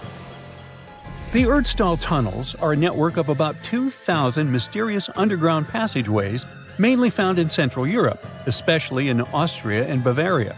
These tunnels are usually narrow and cramped, often just wide enough for one person to squeeze through at a time, and they are believed to date back to the Middle Ages, as far back as the 12th century. What's really puzzling about these tunnels is their purpose. Despite a lot of research, nobody really knows why they were built. There is a theory that they were used for storage, but since many of them are below the waterline and occasionally get filled with water, that doesn't seem very practical. These tunnels have very light, almost claustrophobic sections and sudden drops, which doesn't seem practical for other straightforward uses like escape routes, hiding places, or even spiritual purposes. To make things even more mysterious, there is a complete lack of artifacts, which makes it even harder for researchers to figure out what these tunnels were really for. Since 2019, adventurous people can get arrested if they try to climb this rock. Uluru, also known as Ayers Rock, has been off-limits because it is now considered a sacred site for local communities. But the fact that it is also extremely dangerous probably played a big role in the decision to close it off to visitors. This rock is 1,142 feet high, which is about the height of an 80-story building. The climb to the summit can be very slippery, and high temperatures, which can hit 116 degrees Fahrenheit in the summer, have led to people passing away from dehydration and heat-related issues. Something even creepier happens at the top of the rock right after storms. When it rains, small tadpole-like crustaceans called shield shrimp hatch in temporary waterholes and rock pools on top of Uluru. These extraterrestrial-looking creatures are about 3 inches long, and they spread their super-resilient eggs everywhere. When enough summer rain comes, they hatch and go wild, feeding on microorganisms and bacteria in the water.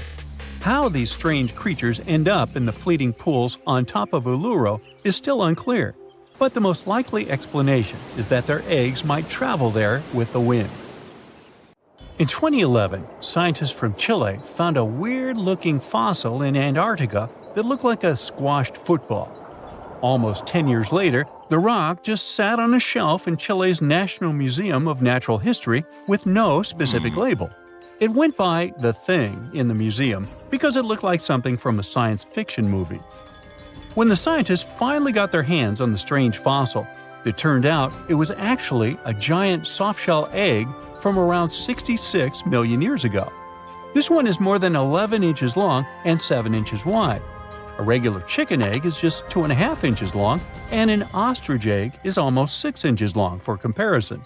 So, the Thing won the title of the biggest softshell egg ever found and the second largest egg of any animal we know of. The only bigger egg that was ever found was that of the extinct Madagascan elephant bird, which is also 1.5 times as tall as Michael Jordan. The bird, not the egg. The Antarctic egg is also special because it's the first fossil ever found in this part of the world. So, whoever left it there must have been one big creature, probably a giant sea turtle that lived long ago, like a mosasaur. This is surprising because most scientists thought these creatures didn't even lay eggs, so this discovery could change what we know about them. The egg is also unique because it has a thin eggshell and no pores, which is totally different from most dinosaur eggs. It actually looks more like the eggs of lizards and snakes, but it came from a giant creature related to these animals. No known dinosaurs or flying reptiles from that time and place were big enough to lay such a huge egg, so it must have been a mosasaur after all, but we can't be 100% sure. Scientists did a lot of work and studied 259 types of living reptiles, like lizards and snakes, and their eggs. From this, they figured out that the mommy who laid the egg was probably at least 23 feet long, not counting her tail. During the late Cretaceous period, this part of Antarctica might have been like a nursery. Paleontologists have found bones of tiny mosasaurs and plesiosaurs in the same area, along with bones from the grown-up ones. Archaeologists in Norway made another cool but literally discovery and found dozens of arrows that had been hidden in ice for 6,000 years. They were melting out of a large ice patch in the high mountains, covering an area of about 45 football fields. In 2014 and 2016, when the summers were extra warm, Scientists went to an ice patch called Langfoni to look around. They also found lots of reindeer bones and antlers there. Some of the arrows were whole and some in pieces, along with 5 arrowheads around the melting ice patch. This is more arrows than have been found at any other frozen site in the world. Some of the 68 found arrows date back to the Neolithic period, and the newest ones are from the 14th century of the Common Era. Ice is like the perfect time machine that can preserve whatever ends up there in an almost perfect condition. Langfoni became famous as one of the first ice patch sites after a local hiker found a 3,300-year-old leather shoe right next to its edge. Scientists are studying places like this to understand how people used these sites and how the ice patches from Norway to North America changed over time. Now, once upon a time, around 32,000 years ago, to be exact, a squirrel buried some seeds near a river in Siberia. Am I the only one getting the Ice Age vibes? Anyway, these seeds belong to a plant with cute white flowers.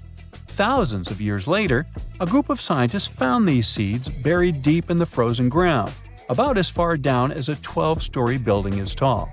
The seeds were surrounded by ice and bones of animals like mammoths, bison, and woolly rhinoceroses. The mature seeds had been damaged, maybe by some squirrel, but some of the younger seeds still had good plant parts inside them. The scientists carefully took those out and put them in small containers to help them grow. And here comes the coolest part. They were able to grow the plants. Their flowers were shaped a little differently from the flowers of the same plant that grows today. After a year, the Ice Age plant even made new seeds. Based on this, the scientists suggested that permafrost could be a depository for an ancient gene pool, and we could find extinct species there and bring them back to life.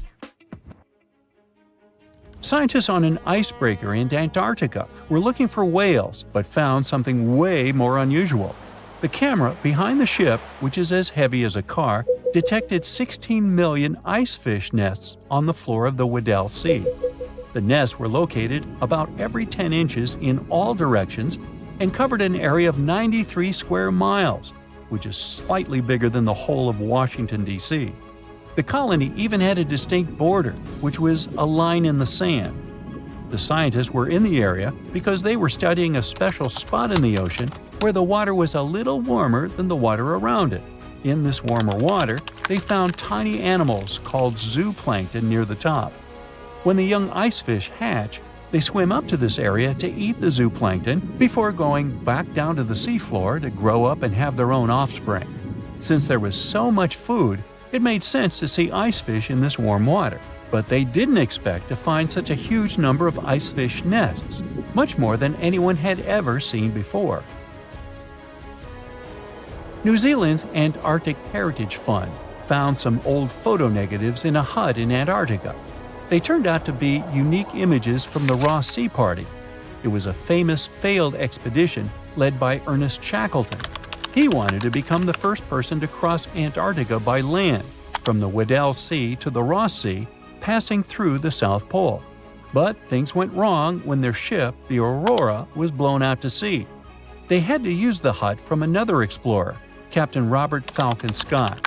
His goal was to be the first person to reach the North Pole, but sadly, he didn't succeed either. The negatives were made of cellulose nitrate and were found stuck together in the small box. The Trust took the negatives back to New Zealand, where they carefully separated them and discovered 22 hidden images.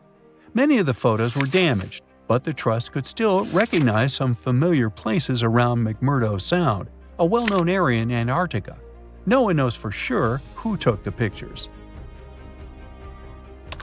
In December 2021, some scientists noticed a strange mark on the Larsen Ice Shelf, a giant sheet of ice off the eastern coast of Antarctica. They thought it might be a river flowing under the ice, so they drilled down over 1,600 feet to check it out. They expected to find water, but they didn't expect to see that the water was full of fast-moving creatures called amphipods. The scientists also found that the water in the underground river had unusual layers of currents moving in different directions, which they still don't fully understand. Another surprising thing happened during their research. On December 20th of the same year, a volcano erupted far away in Tonga, and the pressure waves from the eruption were detected all the way down in the ice river in Antarctica. It shows how everything on our planet is connected, even in the most distant places. There once was a kingdom where the ancient Egyptians traveled to buy gifts for pharaohs, sort of like an ancient shopping mall.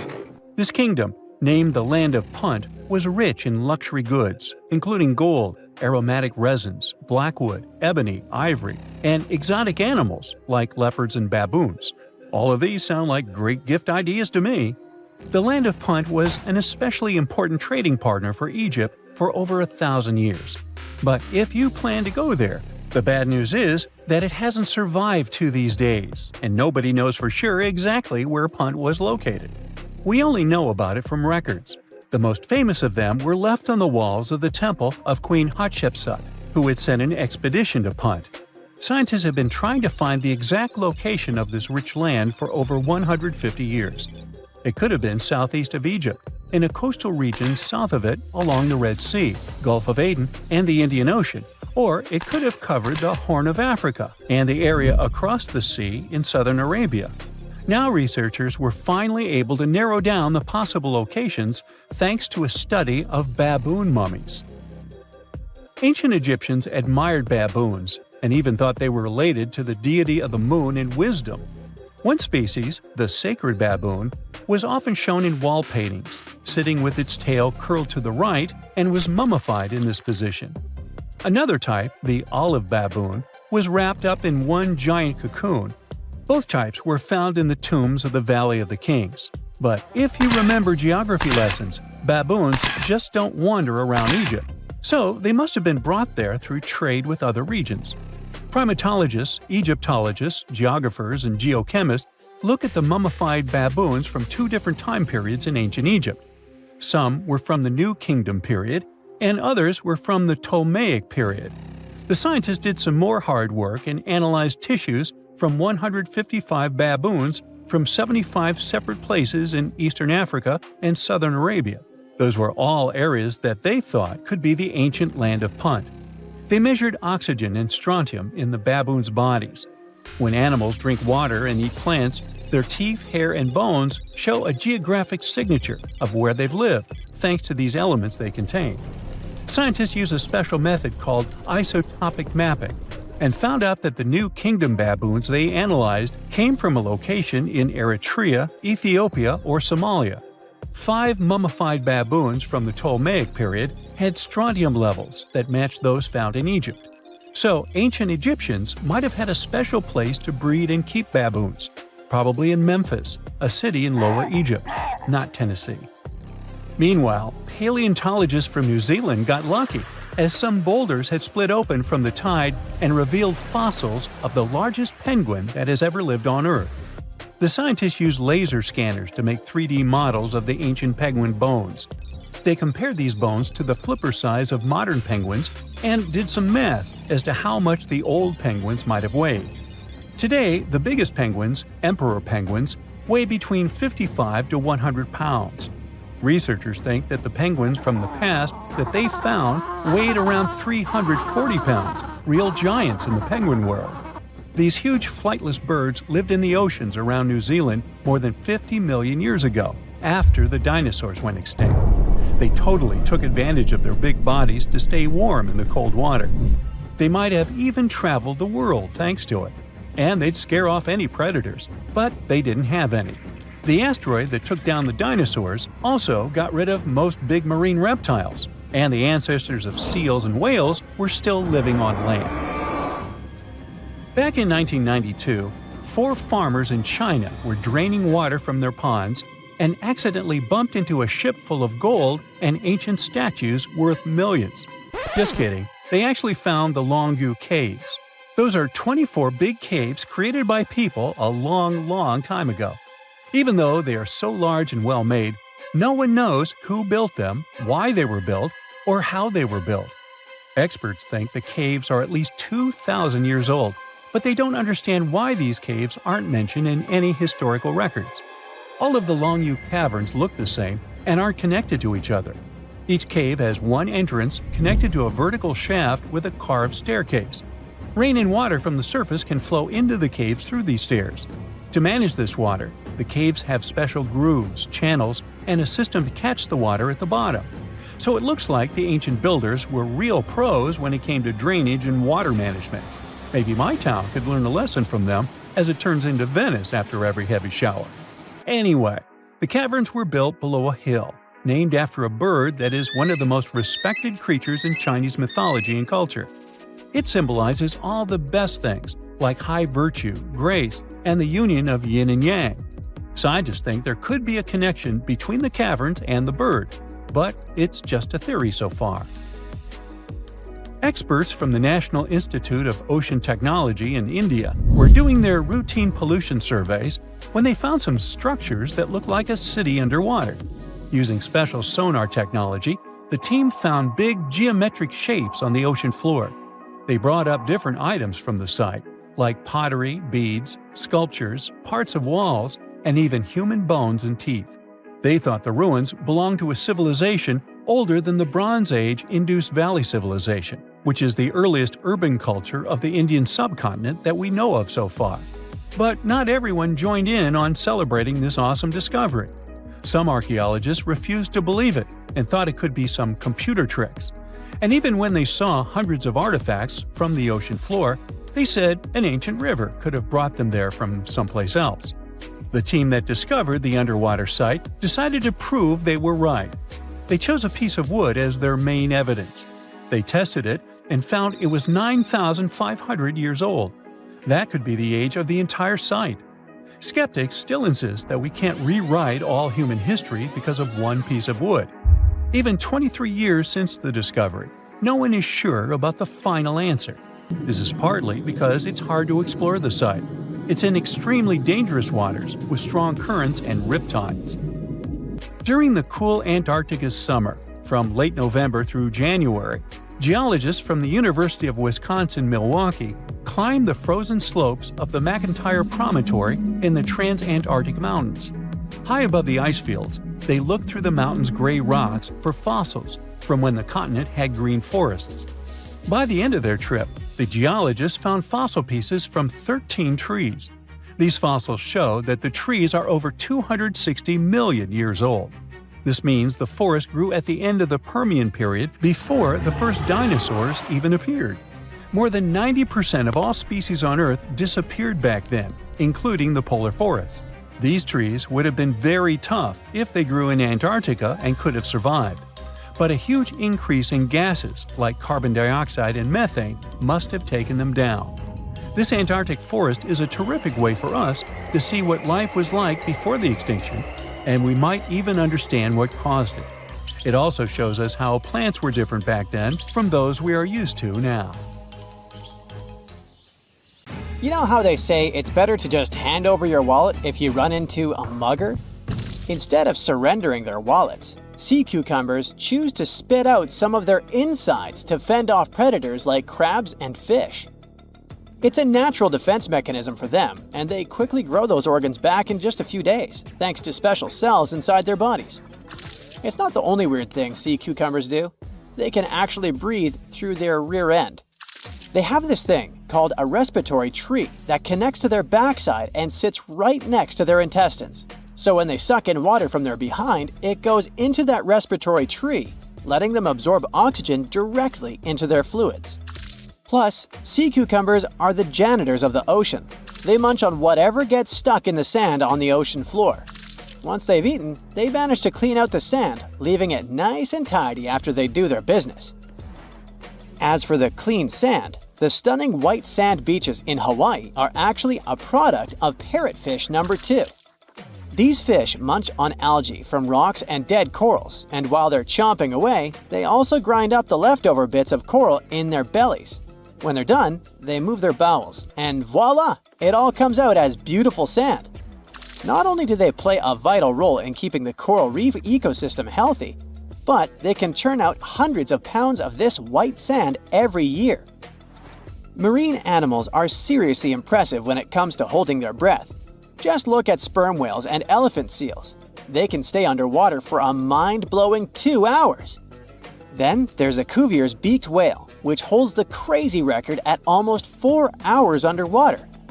When you compare that to the human record of 24 minutes and 37 seconds held by pro diver Budimir Shobut, it seems pretty insignificant. But what's the marine animal's secret that helps them excel humans this much? Unlike us, these sea creatures have a ton of hemoglobin and myoglobin in their blood and muscles, allowing them to store way more oxygen. When their oxygen runs low, myoglobin steps up and releases even more. Plus, they can tolerate higher levels of CO2, so they don't feel the need to breathe as quickly. There's even a study that found their myoglobin molecules have a unique charge that keeps them from sticking together, which boosts oxygen storage. And on top of all that, they can slow down their heart rate and restrict blood flow to hang out underwater even longer. Rumor has it that about 540 million years ago, a meteor loaded with frozen octopus eggs smashed into Earth. Sounds like a delirium, but some scientists are entertaining a very questionable idea that octopuses and their cephalopod buddies, like squids and cuttlefish, might actually have some extraterrestrial origins. The thing is, cephalopods have extraordinary DNA that doesn't look like any other DNA on our planet. They've got around 33,000 protein-coding genes in their genome, which is way more than what we humans have.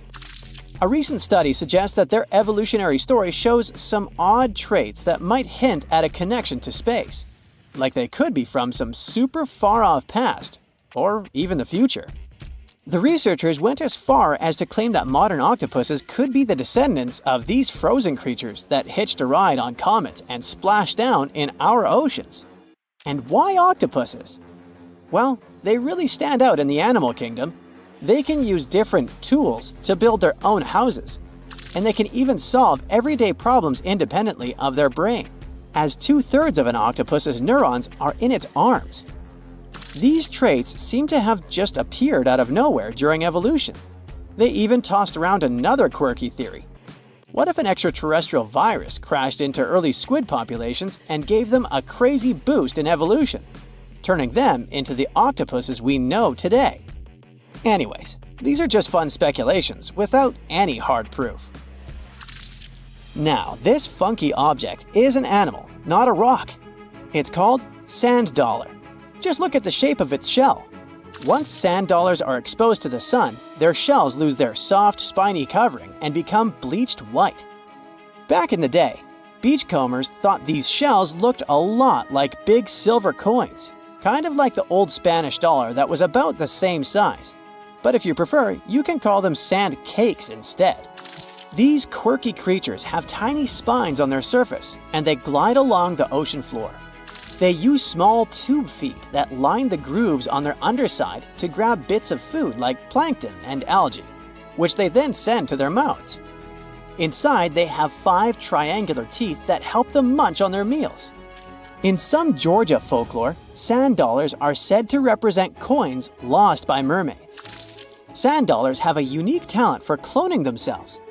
They can do this for a bunch of reasons, like when a predator comes around. Some species of sand dollar larvae can actually split in half as a defense mechanism.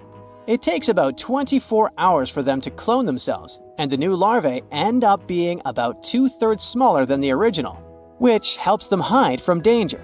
Wait, is that a giant sea hot dog racing through the ocean? Sorta.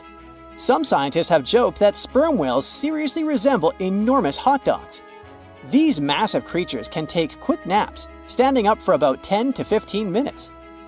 They only sleep about 7% of the time, mostly between 6 p.m. and midnight. Sperm whales also have a cool ability to retract and extend their eyes, thanks to a thick retractor muscle around them, but they can't actually roll their eyes in their sockets. Plus, they have the most asymmetrical skull of any mammal out there. Oh, and let's not forget, they have the largest brain of any living creature, weighing in at over 9 pounds. Unlike us humans, if dolphins went into full-on snooze, they'd stop breathing and could drown. So they figured out a genius solution. They let only one side of their brain sleep at a time. This means one half stays awake to keep them breathing and watching out for any potential threats. When they snooze, they only close one eye. If their right brain is resting, their left eye is shut, and vice versa. This unique sleep style is called unihemispheric sleep, and it lets them recharge without ever fully losing awareness. On top of that, dolphins might be using corals and sponges like their own little pharmacies. Scientists have seen them rubbing their bodies against specific types of coral and sponges, suggesting they might be treating skin issues. They've even spotted dolphins lining up to take turns at these spots, using corals like Gorgonian coral Rumphella aggregata, leather coral, and some sponges. What's really fascinating is that researchers have analyzed these corals and found they contain compounds that could help with dolphin skin conditions, which can sometimes lead to infections and lesions. Now, the big question is figuring out exactly how each type of coral helps dolphins, and if it really boosts their health overall. Sea urchins aren't exactly the Usain Bolts of the ocean. They move slowly by crawling with their tube feet and occasionally give themselves a little push with their spines. These little guys have just 5 teeth, which they use like a beak to scrape algae off rocks, which I'm pretty sure is the ocean's version of an all-you-can-eat buffet. But since all that scraping wears their teeth down, they're in a never-ending dental replacement program. Scallops are the underwater equivalent of the world's most confused security cameras, sporting up to 200 tiny eyes on their shells. These eyes are high-tech. They can even adjust their pupils to light. Instead of working like ours, scallop eyes have a unique setup. Light goes through a pupil, lens, 2 retinas, and then hits a mirror made of guanine crystals that reflects it back. Scientists were puzzled about how they see since their main retina often gets blurry light. But it turns out, scallops can change their pupil size by about 50%. Just don't expect them to do it in a hurry, as it takes a few minutes. Now here's something really neat about orcas. They're expert hunters, and they do it in groups called pods. A pod can consist of up to 40 orcas, forming a very effective hunting team. Interestingly, there are distinct types of pods: resident and transient. Resident pods are more into fish, while transient pods have a taste for marine mammals. But no matter what type of pod they belong to, all orcas have one thing in common: they are master collaborators. They work together using smart hunting techniques that are often compared to the teamwork of wolf packs. Almost 95% of jellyfish's body is made of water. For comparison, the human body is 60% water. It's probably not a surprise since jellyfish don't have a heart, blood, eyes, or brain. The other 5% of their body weight is proteins, muscles, and nerve cells. Jellyfish have been around for more than 500 million years. This makes them older than dinosaurs. These creatures haven't changed much, and today's jellyfish are pretty much like their ancestors. Electric eels have small eyes that are not so effective in environments with no light, so they mostly rely on their electric organs. Those consist of 6,000 cells. Eels use them to stow power, similar to batteries. These creatures use electricity like bats use their radars or dolphins their sonar. An eel can also produce enough electricity to power a panel of light bulbs. There's a small tropical archer fish that can learn to recognize human faces. This fish has an interesting ability to spit small jets of water from its mouth. Researchers showed the fish the image of 2 different faces placed side by side. One was unknown and the other was familiar. The fish was supposed to spit water at the familiar one. The creature took the right guess more than 80% of the time. There's such a thing as a sea unicorn. That's an animal called the narwhal. Its horn is actually a tooth that can grow up to 10 feet long. Manatees, also known as sea cows, are distant relatives of elephants. Their weight can go up to 1,000 pounds. These creatures are vegetarian and need to eat around 10% of their total weight on a daily basis. That's lots of sea salad. In some cases, manatees share space with alligators, but they get along pretty well. You can even find a photo from Florida where an alligator rides a manatee's back. Frogfish have special fins that help these creatures walk along the sand. They're very useful in shallow waters. A ghost pipefish is hard to see, but once you spot it, you're bound to get really surprised. Its head makes up over 40% of its body. Crabs don't feel like wasting time on such formalities as putting foods in their mouth. That's why they taste it with their feet, which is where their taste buds are. Marine iguanas are the only lizards on our planet that like spending time in the ocean, even though they mainly live on land. They're herbivores that feed in shallow waters and swim like snakes. Iguanas use their long claws to hold on to the bottom when they need to graze. Green turtles can cross over 1,400 miles when migrating. They try to find the perfect spot to lay their eggs. Penguins sort of fly when they're underwater, reaching a speed of 25 miles per hour. More than 5 million years ago, I've heard, I wasn't around then, deep-sea worms and humans had a common ancestor. So we still share 70% of our genes with these creatures, and with sea stars, squid, and octopuses. Now, octopuses are in fact incredibly old. The oldest known fossil belongs to an animal that lived almost 300 million years ago. FYI, this is before our dinosaur buddies roamed the Earth. Wait, there's more! Octopus arms have a mind of their own. That's because 2/3 of their neurons lie in their arms, not in their heads. This means that their arms can problem solve how to open a shellfish, while their owner is worried about other stuff entirely. Talk about ninja-level multitasking. Oh, and like other animals, such as chimpanzees and dolphins, octopuses have proven to be good at maneuvering tools, like picking up old shells and using them as a temporary home. Now, of course, the most intelligent animals on our planet are humans, according to humans. But we don't seem to give pigs enough credit. Pigs are so smart they can play video games. No, not Minecraft. But in a recent academic study, scientists had 4 pigs play a joystick game. They had to manipulate the stick so that the moving ball would hit the wall and then they would get a treat. All 4 pigs did great in the test, which was surprising even to the scientists. Now, pigeons also aced an impressive test. They were trained to differentiate a Picasso painting from a Monet one, which they had no trouble learning. Then they were able to apply this knowledge, identifying works of art they had not previously seen, meaning they really understood the difference between each painter. Poor things are always seen as a nuisance. Now, if we placed kangaroos in an animal's most amazing ability contest, they'd win. It's mainly because they break the four-legged rule. A special species of kangaroo, the red kangaroo, uses its tail to help propel it forward. Now, visually, it has 4 limbs, but in practice, it uses 5. They're biologically built to use their tail as a 5th limb, since it's packed with articulated vertebrae and thick muscles. Of course, it had to be an Australian animal. Deep within the Sahara Desert, you'll find a little creature known as the fennec fox. This huge-eared animal adapted perfectly to survive in its hostile environment. The huge ears help them to dissipate the unbearable heat of the desert, as well as help them to hunt for underground prey. Now meet this guy. Unlike what its name might suggest, the red panda is closer to a raccoon than it is to a giant panda. You'll find a lot of these cat-sized creatures in the Himalayan region, hopping from tree to tree and bundled together trying to keep warm in the harsh weather. They're gentle and friendly like their big panda cousins, and occasionally enjoy eating some bamboo sticks. And then there are bees. Compared to humans, bees' brains are the size of pinheads, yet they are capable of astounding things. Let's say a bee is running low on energy after a long search flight.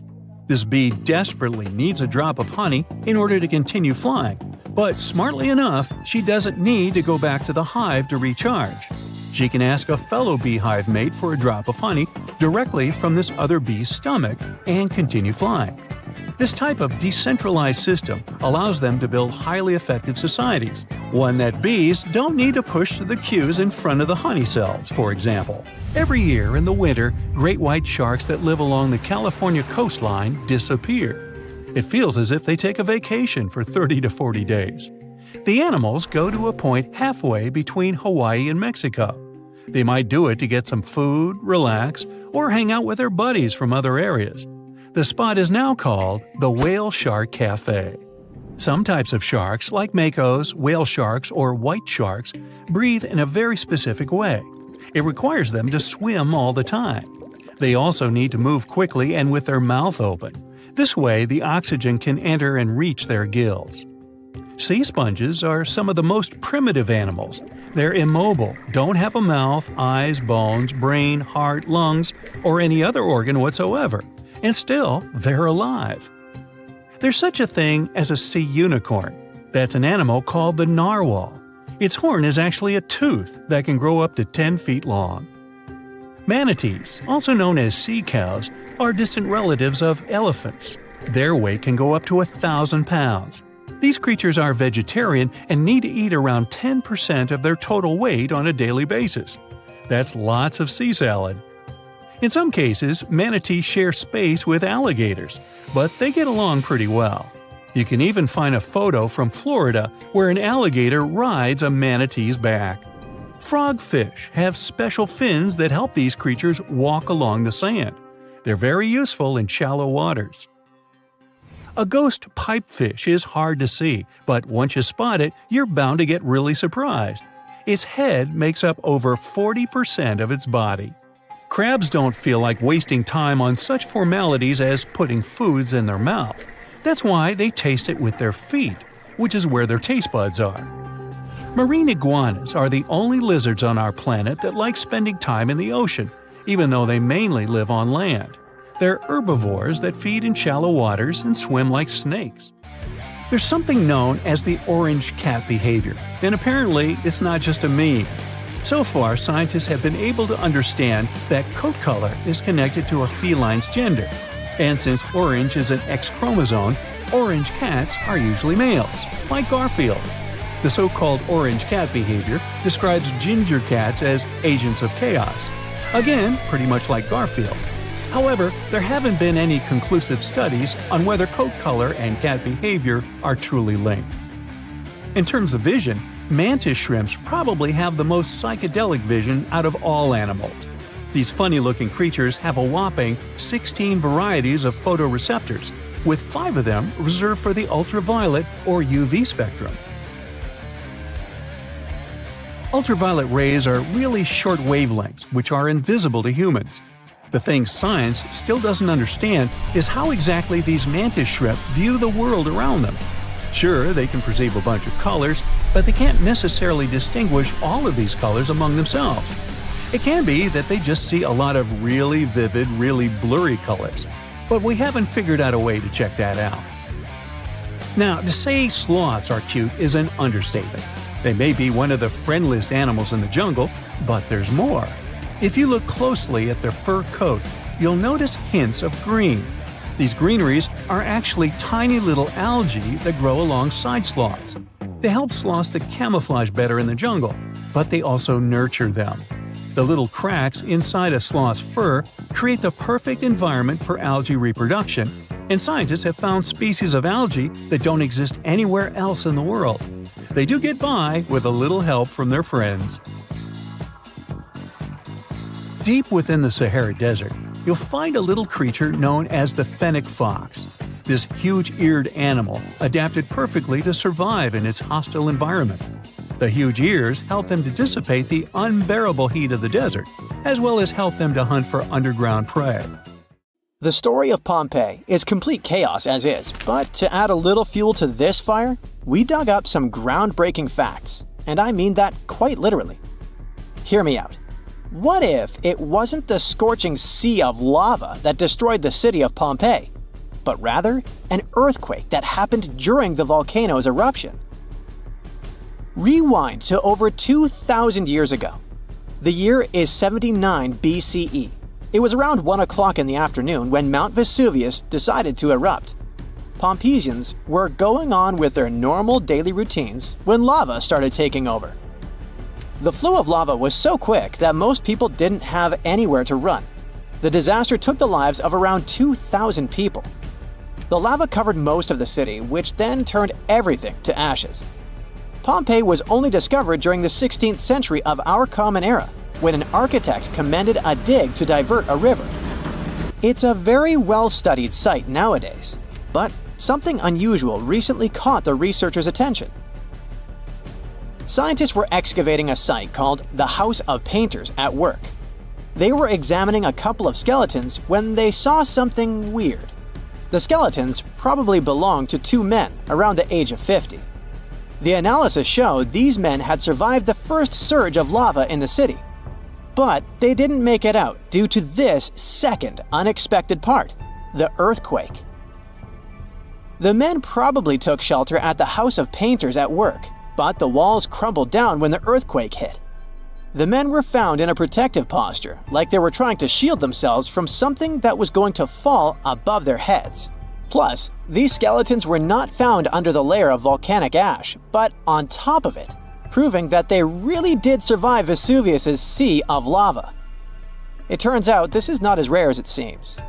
A volcanologist explained that the seismic activity during the eruption really made things worse in Pompeii. He said that this seismic chaos probably influenced the desperate choices of a lot of Pompeians in their final moments. This is not the first time the world heard of a possible earthquake in Pompeii. A guy named Pliny the Younger, who escaped the disaster and witnessed the whole thing, beat these scientists to it in his famous letters. Pliny the Younger was a lawyer and an important person back in ancient Rome. He was an eyewitness to the whole Pompeii disaster, and he wrote in one of his letters that the eruption was followed by a trembling of the earth. Researchers do agree that something never added up. Pompeii is known to have really well-preserved skeletons since the ashes kind of played an important role in preserving them. But the buildings were in horrible shape, making it hard to reconstruct the entire city as it once was. Pompeii was indeed one of a kind. It was one of the most vibrant and lively cities of the ancient Roman Empire. The city was huge. It could have been home to as many as 30,000 people in its heyday. The House of Faun, for example, was a clear example of how rich Romans lived their lives in Pompeii. It was a huge house that even had 2 gardens inside, taking up the entire block. They looked like they were made of white marble, but it was actually painted stucco. It was clear to researchers that only aristocrats lived there. Then there was this famous forum. This is where most of the administrative part of the city life happened. It was made up of a lot of different buildings, like the Basilica, a hotspot for political and civil meetings, the Macellum, which was a market, and several temples. If we were visiting this back in the day, we'd see a bunch of men dressed in tunics. A few select ones would wear togas, those heavy white pieces of draped cloth that look like bed linen wrapped over the body. Togas were mainly used on special occasions since they were costly, hard to wash, and considered a traditional costume. Representatives running for office would use it during their campaign run so that commoners would identify them as candidates. One can't forget about the Villa of the Mysteries. Cool name, huh? It was called that way because of some mysterious frescoes found inside of it. Modern-day archaeologists still haven't figured out what the scenes painted are trying to depict. Probably some type of ritual or ceremony. By the way, a villa is simply a large suburban Roman-style house. It's not necessarily a super posh place where the rich and beautiful live. It's usually located on the outskirts of town, near the city's walls. The Villa of the Mysteries one in particular was found astoundingly well preserved in modern archaeological excavations. It even had a manufacturing area inside of it, like its own little industry.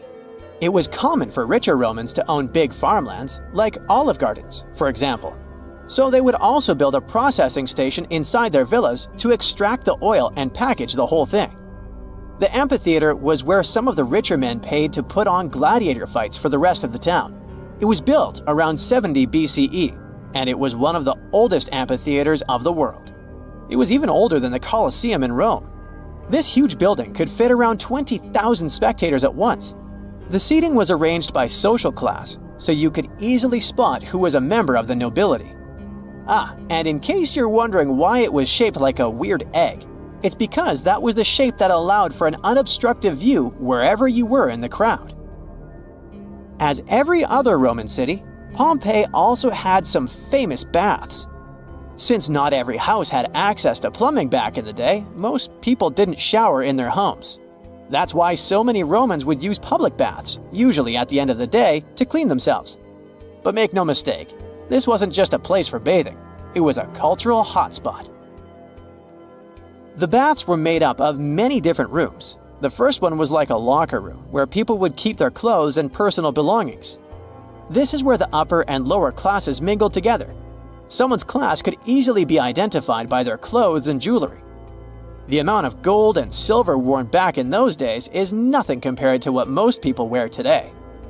Usually, the rich folks would leave someone to take care of their belongings while they went and took their bath. Because yes, it could happen that stuff went missing while chilling and relaxing. The big focus on self-care nowadays was already a thing for ancient Romans. It was common that before taking a bath, olive oil was rubbed all over the skin. They would scrape off the dirty skin with a strigil. That may sound weird, but also extremely pleasing. The baths had rooms for massages. Some of them had reading rooms, and even courtyards for some healthy exercise. Oh, there was even a natatio, or swimming pool if you're not fluent in Latin. After all, it was the Romans that said, "A healthy body is a healthy mind." The bakeries! Bread was one of the main components of Pompeian diet, so much so that there were around 30 bakeries in the city. Bread was freshly made from scratch every day. In a special area of the shop, the corn or wheat was ground, and mules would circle around to keep the mills going.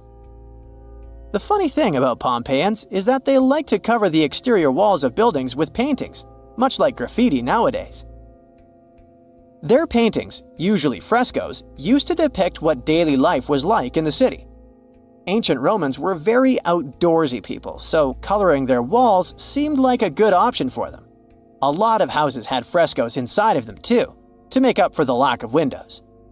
The paintings gave the house owners the illusion of more space if the painting was of, let's say, a garden, for example. The Tyrannosaurus Rex, the formidable predator, the world-known celebrity of the animal kingdom, the king of all dinos. Since its discovery in 1902, this dangerous predator has fascinated both researchers and the regular public. But despite its terrifying reputation, there were actually other beasts that could defeat the T-Rex.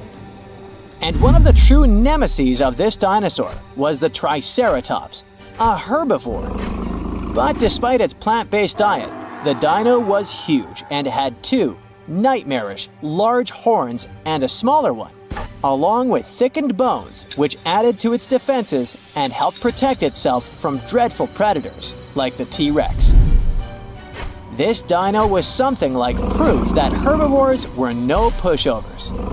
Its formidable horns were about a foot wide at their base and tapered into mean points capable of skewering any predator, even a T-Rex like Juicy Barbecue.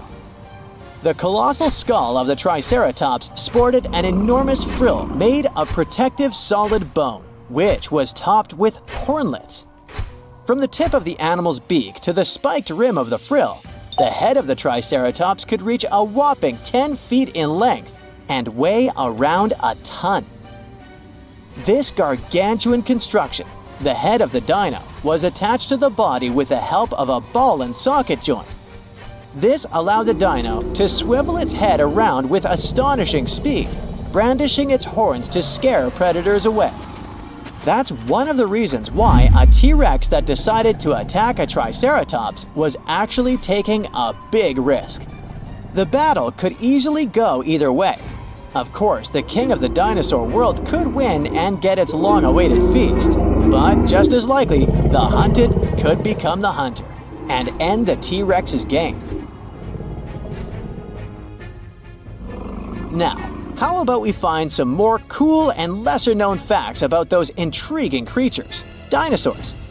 For example, dinos almost certainly did not roar. Scientists think they might have cooed instead. More accurately, they probably produced sounds in ways similar to the way ostriches boom or doves coo. You see, many modern birds use a method of producing sounds called closed-mouth vocalization. Sounds are made by inflating the throat rather than passing air through the syrinx, the vocal organ of birds. In other words, the Jurassic Park movies got it all wrong. A lot of early dino reconstructions appeared under the influence of those scary noises that we associate with modern predators, like lions. So, on screen, dinosaurs have their mouths open when they produce sounds, just like lions when they roar. But real dinos wouldn't have done that, especially not before charging at their prey. They wouldn't have advertised their presence to other animals nearby, not when all they wanted was to have a meal. The Quetzalcoatlus was a member of the ancient group of flying reptiles, pterosaurs, and it was also the largest flying animal to have ever lived on Earth. The giraffe-sized creature had thin limbs, a startlingly long beak, and a staggering 40-foot wingspan. Researchers believe that these creatures could have also used their folded-up wings as legs, so they probably walked on all fours. Scientists discovered the Quetzalcoatlus about 50 years ago, but they still have a tricky time trying to piece together the details of this animal's life. For example, how did it even manage to lift its ginormous body off the ground when flying? Whatever the answer is, this creature is our first real look at the entirety of the largest animals ever to fly. One of the reasons why it's been taking so long to unearth the secrets of the Quetzalcoatlus is because this creature had hollow bones that helped it to fly, just like modern flying animals. So, when you find these potato chips-like bones preserved in super hard rock, you need to somehow remove them without destroying them. And that's a really tough task. The Tyrannosaurus rex was quite a slow runner. Its speed was likely to be just about 10 miles per hour, which is approximately as fast as the speed of an average human runner.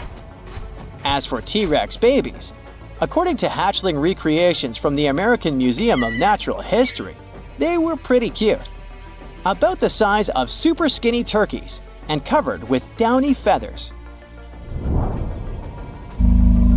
The largest land-based dino was the Argentinosaurus.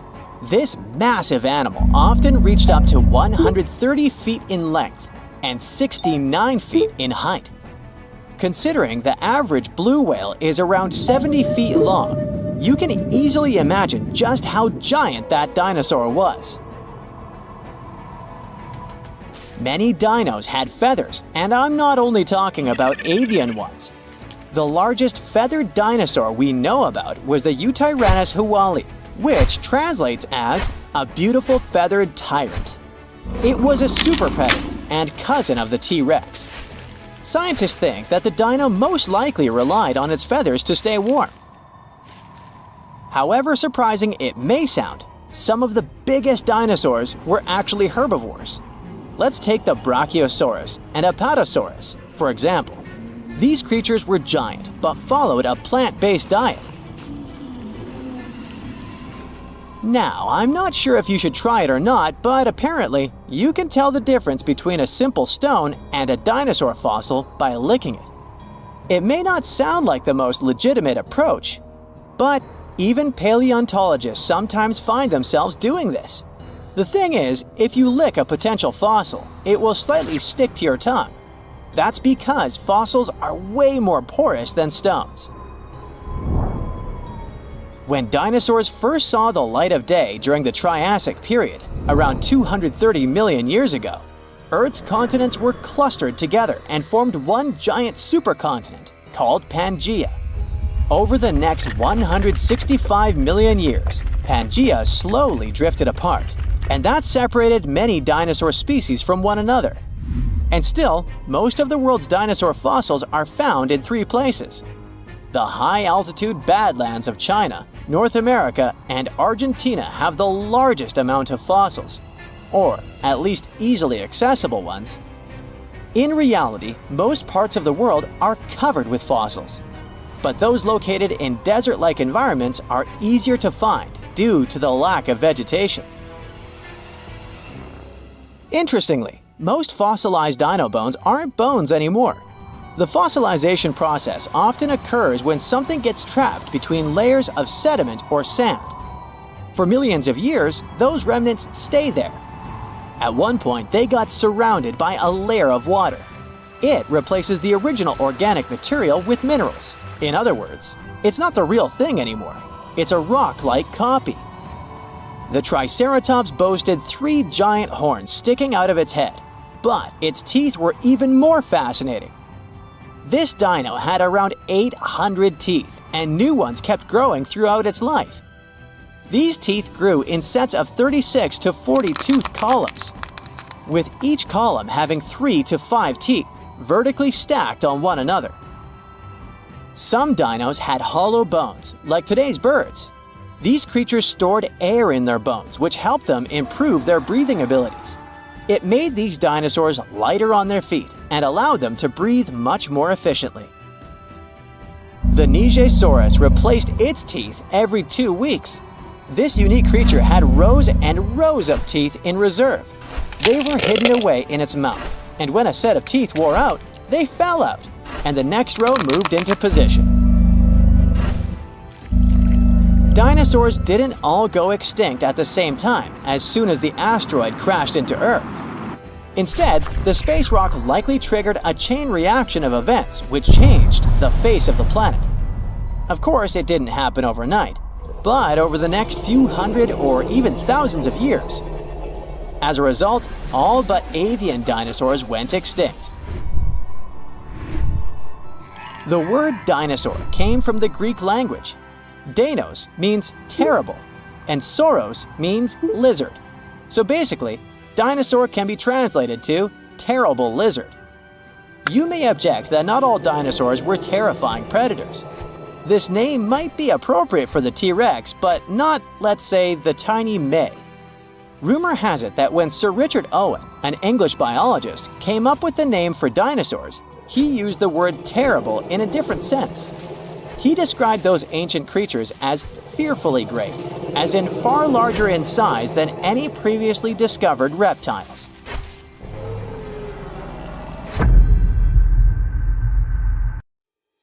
Now, we wouldn't call this island mystical unless there were tales of giants living here.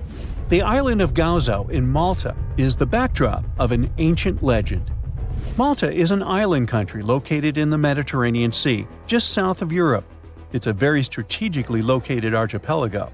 Throughout history, it was ruled by many different societies, such as the Phoenicians, Greeks, Romans, and Carthaginians. One cold night, thousands of years ago, a farmer noticed the sky turn orange, then red, when he heard a loud thump. Although the ground seemed to be moving, this wasn't an earthquake. When he looked toward the woods, he saw a giant silhouette, taller than the trees. As he fearfully approached, he realized it was a woman, a giant woman. She introduced herself as Sansuna. Unlike the terrible giants of many tales, Sansuna didn't want to exterminate the human race. She was loving and caring. She told the farmer that she and her people could help protect their land from invaders. The locals were pretty interested in this offer. Since Malta is located in an important commercial route, it was constantly being invaded. The story says that Sansuna settled in Malta, and sooner rather than later, she was moving things around. And when I say things, I mean monoliths. Sansuna carried huge stones on her shoulder to build a magnificent temple called Gigantia, which means place of giants. She even did this while holding her half-giant, half-human kid on the other shoulder. Some say Sansuna lived exclusively on beans and honey, although others replaced honey with water. The funniest bit here is that Malta is the 10th smallest country in the world, but it somehow managed to host giants. Hey, go figure. The temple looked like a giant game of Tetris, with some stones weighing as much as 20 elephants. Some of these monolithic rocks are so heavy, scholars guess it would take 50 men working together to lift just one stone. Now, as much as this is entertaining, humans never proved giants were real, so this story couldn't be true. There's a brief mention of a species of giants called the Nephilim in some ancient texts. The Nephilims would have been terrible giants that wreaked havoc on the earth and only survived until the Great Flood. But nobody ever found real proof of this species really existing on Earth, until this came along. The world of Maltese archaeology unearthed quite a few shocking things in the past years. One of them are known as the hypogeum skulls. Hypogeum is the Greek word for underground, and this incredible site was discovered in the first decade of the 20th century. Back then, Malta's National Museum director received an important phone call. Someone had accidentally dug some impressive bones and asked him to come check it out. The hypogeum looked like an underground city, filled with mazes and rooms that stretched along multiple floors. They were all made with similar limestones as the Maltese temples above ground. The hypogeum was filled with important relics and artifacts. Scientists quickly understood that the hypogeum was built as a type of final resting place for locals. So, along with skulls, they found a lot of bones and skeletons. One of these artifacts were skulls, but these weren't regular human skulls. Rather, they were of the elongated type. To make matters worse, these skulls were hidden from the public for years. People started to talk and created a bunch of theories behind it.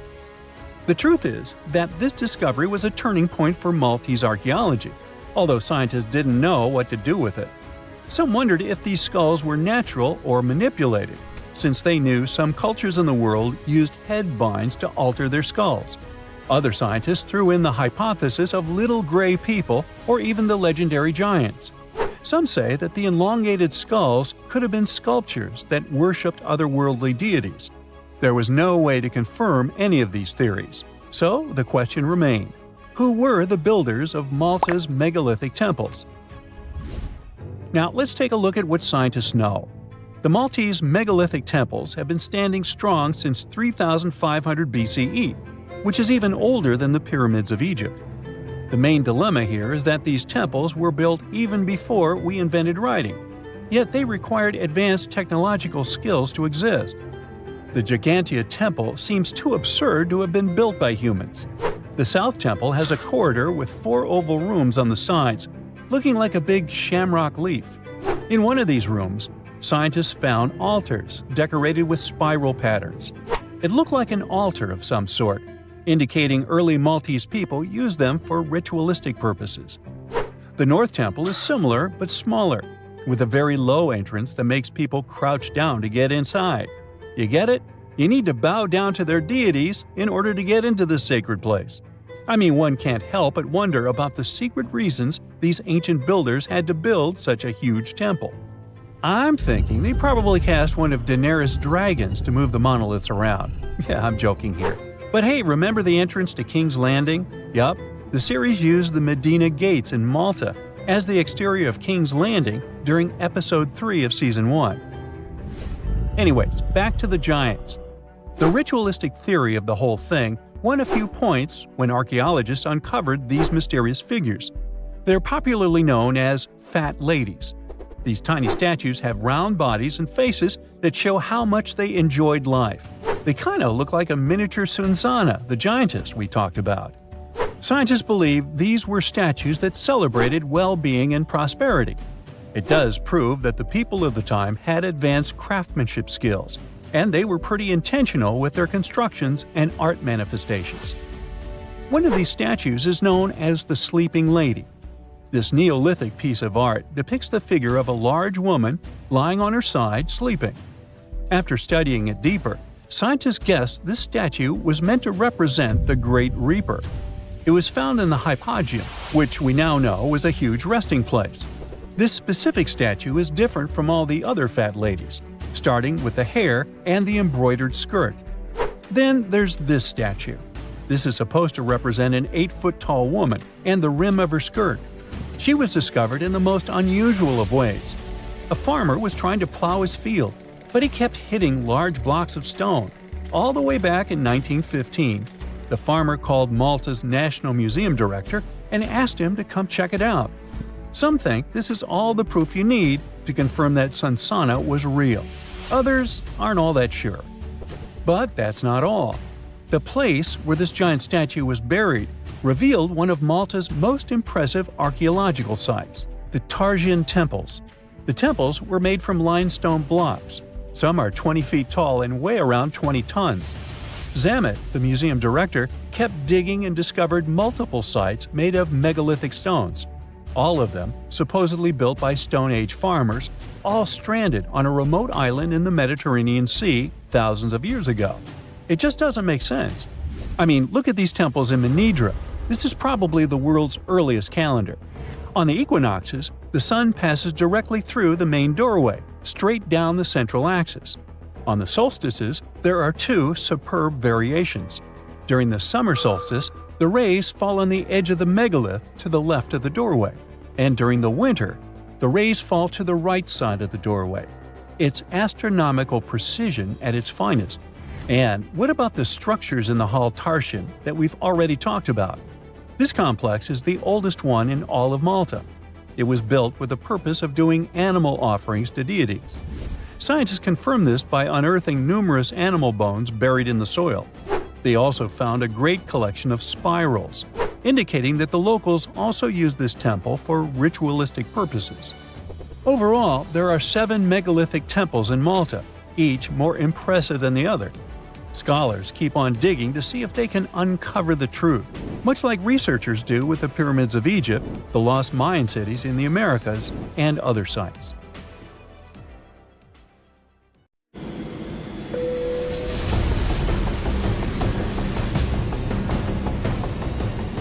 A loaded Boeing 777 bound for China vanishes into thin air.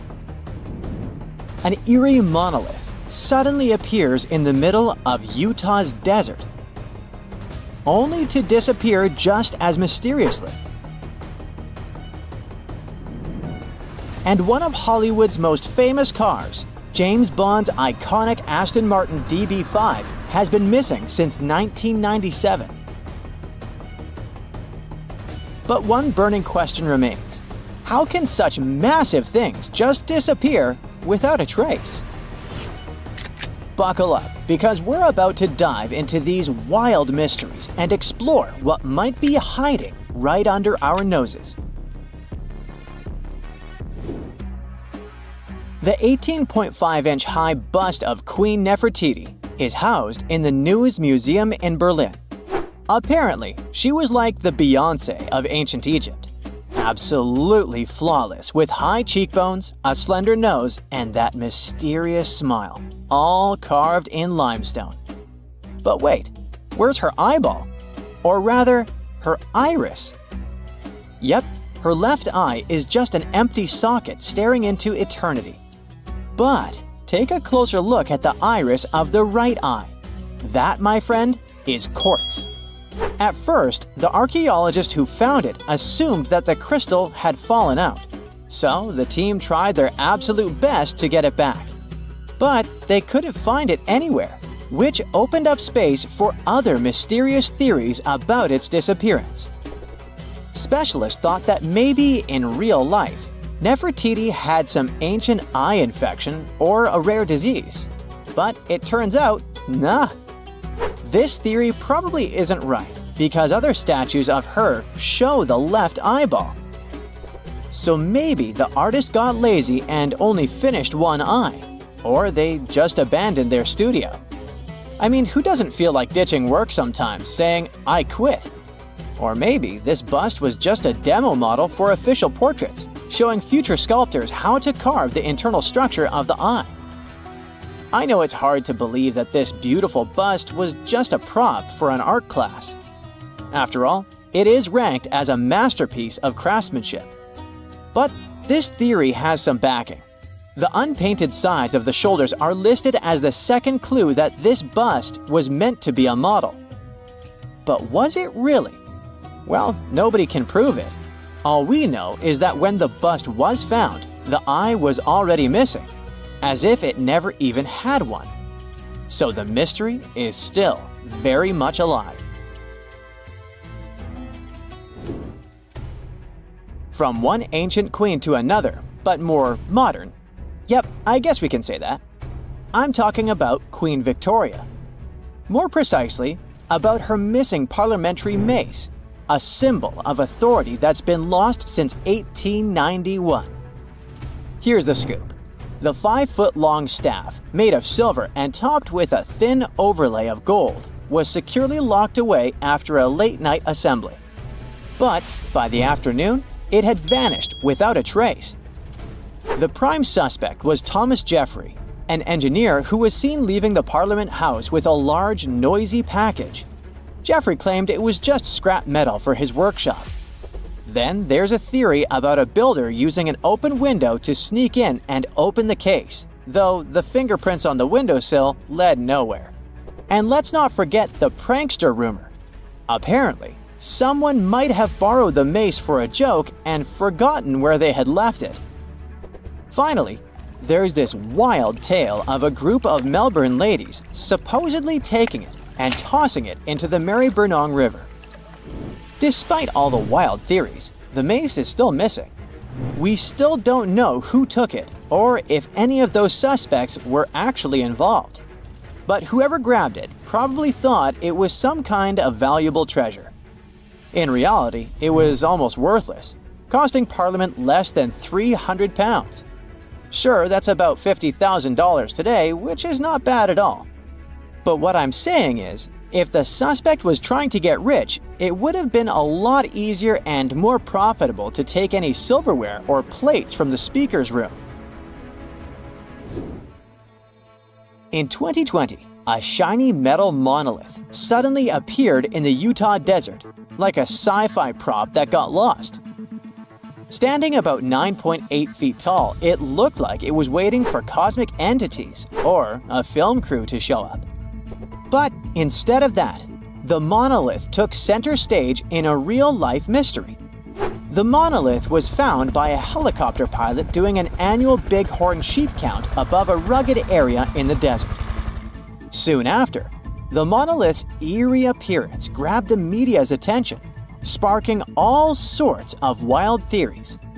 Most of them, of course, involved extraterrestrials. But my absolute favorite is that this piece was created by an avant-garde artist who's really into 2001: A Space Odyssey. While everyone was scratching their heads, a photographer reported seeing 4 guys come in, break the monolith apart, and make off with the pieces in a wheelbarrow. Yep, they literally rolled away with it. One of them even said, "Leave no trace," as if they were auditioning for a secret agent role. That means that while some were dreaming of interstellar visitors, the real action was probably much more down to earth. Still, the Utah monolith mystery remains unsolved. Nobody knows exactly who took it, and no one has seen it since. Yeah, that's right. Although people claim to have seen it being destroyed, one theory suggests that this strange piece might still be intact in the backyard of one of the suspects. The Florentine diamond is a pale yellow gem, weighing a whopping 137 carats. That's about the size of a small walnut, which makes it huge compared to the typical diamonds you find in jewelry stores. Unfortunately, this historical gem is missing, and its story sounds like it was ripped straight from an adventure novel. It all started in the 15th century with Charles the Bold, Duke of Burgundy. I mean, we think so because its origins are still disputed. Theory number 1 says that when Charles met his unfortunate end, he was wearing the diamond. Then, a peasant or a soldier allegedly saw the yellow rock and thought it was just glass, selling it at a very cheap price. Not a great deal, especially since if this diamond were auctioned today, it could be worth more than $20 million. Some people think that this story is just a tale, because the first historical reference to the diamond comes much later, in 1657, when French traveler Jean-Baptiste Tavernier described a large gem owned by Ferdinand II de' Medici, the Grand Duke of Tuscany. So, that takes us to theory number 2. When the last Medici passed away, the Habsburg family put their hands on the gem, making it part of the Austrian crown jewels. When the empire collapsed, Emperor Charles I of Austria allegedly took the diamond with him into exile. In 1918, someone close to the imperial family decided to borrow the diamond, if you know what I mean, and took it to South America, along with other crown jewels. So, the Florentine diamond could have been part of a royal gem heist, but as a victim, I guess. Rumor has it that in the 20s, the diamond somehow made its way to the United States, received a bit of a makeover by being recut and was sold off. But was it really? Well, no one knows. From priceless diamonds to cold Coke. Honestly, on a scorching summer day, a refreshing drink feels just as valuable. Next on our list is a mystery soda machine. This vintage gem popped up in Capitol Hill, Seattle, sometime in the late 90s. And let me tell you, it was like no other. People used to say that it had a bunch of mystery buttons that, instead of your usual Coke or Sprite, dispensed some pretty strange and elusive flavors. Imagine the fun of pressing a button and wondering if you'd get ginger ale, grape soda, or something bizarrely new. No one knew exactly who stocked the machine. Over time, locals spun legends that it was haunted or had a mind of its own. This mysterious Coke machine became so famous in Seattle that it had its own Facebook page with over 24,000 followers. Then, in June 2018, it vanished with a note saying, "Went for a walk." Theories flew about where the soda machine went, from the Space Needle to a secret life somewhere else. Unfortunately, despite a few faux sightings, the machine remains lost. If that's not the coolest, most enigmatic vending machine ever, I don't know what is. Let's suppose you're strolling along the beach in Hamamatsu City, Japan, soaking up the sun and listening to the waves, when, out of nowhere, you spot a 5-foot wide metal sphere. Most people would probably freak out, thinking it's a spy balloon, a mysterious aircraft, or, I don't know, a Dragon Ball. This exact scenario happened to one guy last year. He probably thought it was just a weird beach ball, so he tried to push it. Naturally, it didn't move one bit. A month later, this giant metal ball was making headlines worldwide because no one had any clue where it came from. The local police, suspecting it might be dangerous, closed off the beach and got busy with X-rays. Eventually, once they realized it wasn't dangerous, the officials just decided to move the mysterious ball out of there. They said it would be stored for a certain period of time and then disposed of. But people are still scratching their heads about where it ended up. I mean, those words were pretty vague, and the authorities never exactly said what they did with it. I know we've been chatting about single items up to this point, but things are about to escalate. Over a dozen sculptures, murals, and installations have vanished in Baltimore, and nobody seems to have a clue why. Take The Guide, for example, a 15-foot tall sculpture that stood proudly outside Baltimore City College for more than 30 years. One day in 2014, the city's art conservator shows up and, surprise, surprise, the sculpture is gone. But wait, how does a massive steel sculpture just disappear like that? Did no one see this happen? Well, apparently not. And this wasn't a one-off. Since 1992, 14 artworks have disappeared or been found in a sad state. Although some people have been investigating the case, so far, nobody has any idea what happened or where the works are. Maybe they were taken by some high-stakes art collectors, or perhaps someone thought they could use them as fancy garden gnomes. It's hard to think of anything more mysterious than an airplane disappearing without a trace. You have probably heard of Amelia Earhart, the groundbreaking American aviator who became a true legend.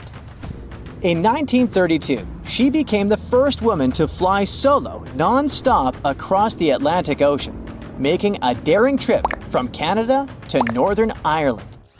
Then, in 1935, she was the first person to fly solo from Hawaii to the US mainland, completing a dangerous 2,408-mile flight that had already claimed several lives. She also became the first female vice president of the National Aeronautic Association. her list of records goes on. So let's just say she's got a bit obsessed with pushing boundaries. But her ultimate goal was to be the first woman to fly all the way around the world. So in 1937, she took off on this epic journey in a Lockheed Electra 10E. But things went horribly wrong. During a flight from Leh to Honolulu, communication problems and faulty tracking led to her disappearing over the Pacific Ocean. Despite tons of sea and air searches, neither she nor her plane was ever found, making it one of aviation's biggest mysteries. Malaysia Airlines Flight 370 is kind of like today's version of Amelia Earhart's missing plane. On March 2014, a Boeing 777 took off from Kuala Lumpur, heading for Beijing, but it never made it.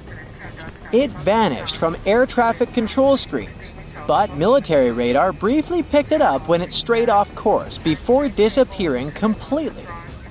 Picture a massive, high-tech search operation stretching from the South China Sea all the way to the Indian Ocean.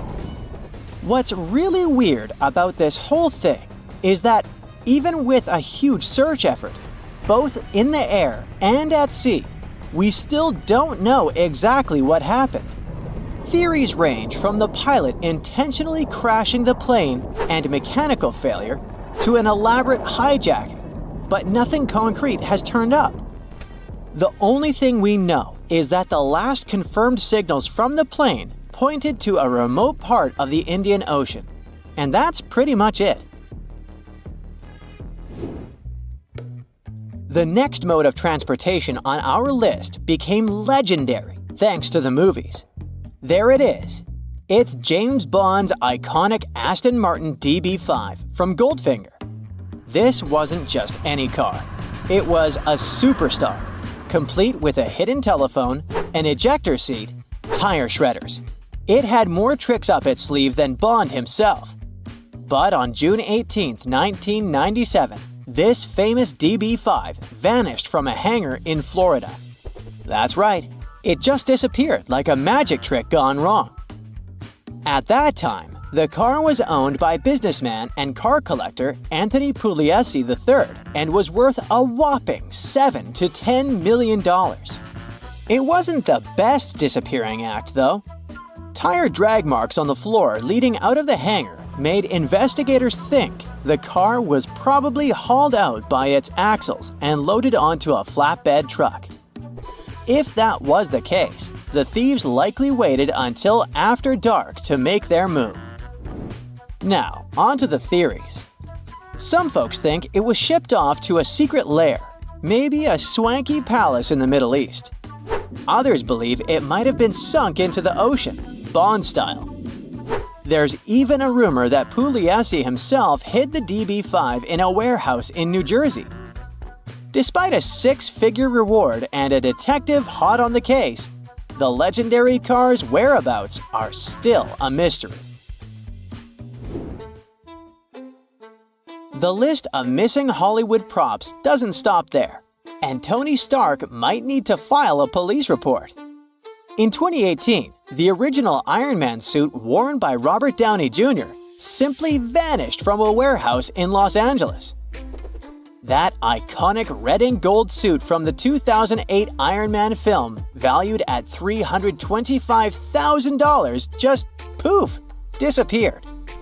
You'd think if someone took it for the money, they'd grab more stuff from the prop storage, right? Come on, that place was full of objects from Hollywood. But nope, the suit was the only thing that disappeared. With no suspects in sight and no other items reported missing, this possible heist feels like it could have been pulled off by Thanos himself. You know, if he wasn't, well, fictional.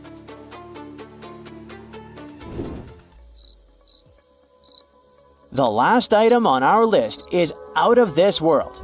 And I mean quite literally.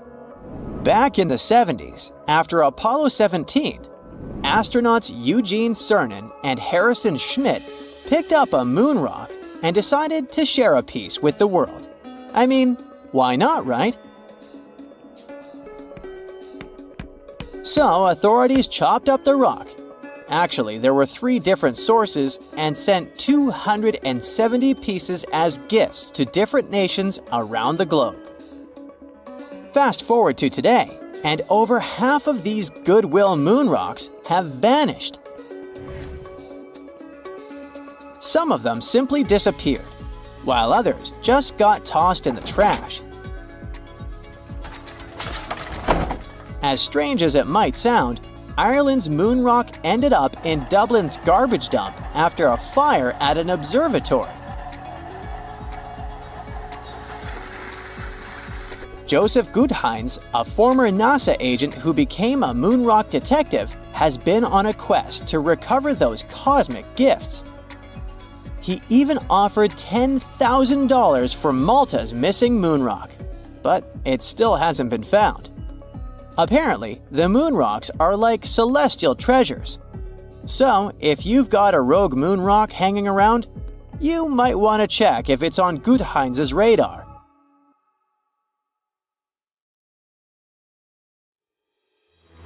You're way more Neanderthal than you think, at least when it comes to your DNA. These ancient hominids were shorter and stockier than humans today. They made stone tools, used fire, wore clothing, and had some rituals of their own. The official theory says that they went extinct 40,000 years ago, but a new study says Neanderthals probably never really disappeared completely, but could have mixed with modern humans. It looks like every modern human has about 3% of the Neanderthal genome in their DNA. If it's accurate, it means Neanderthals were more connected with our ancestors than we previously thought, and shared a long history of living together. Neanderthals were very close relatives of modern humans, but our families separated about 500,000 years ago. More than 10 years ago, scientists discovered that Neanderthals had families with the early humans who traveled out of Africa. Because of this, people living outside of Africa today have about 1 to 2% of Neanderthal DNA in their genes. We now have only 3 really good examples of complete genetic code from these ancient hominids. The first one comes from bones found in a cave in Croatia that are 50,000 to 65,000 years old. 2 more examples, which are about 80,000 and 50,000 years old, were found in caves in Eurasia. Scientists still aren't sure as much about how modern human DNA got into the Neanderthal genetic alphabet, because they don't have enough material to study. But they did compare the existing DNA of 3 Neanderthals with the DNA of 2,000 modern humans.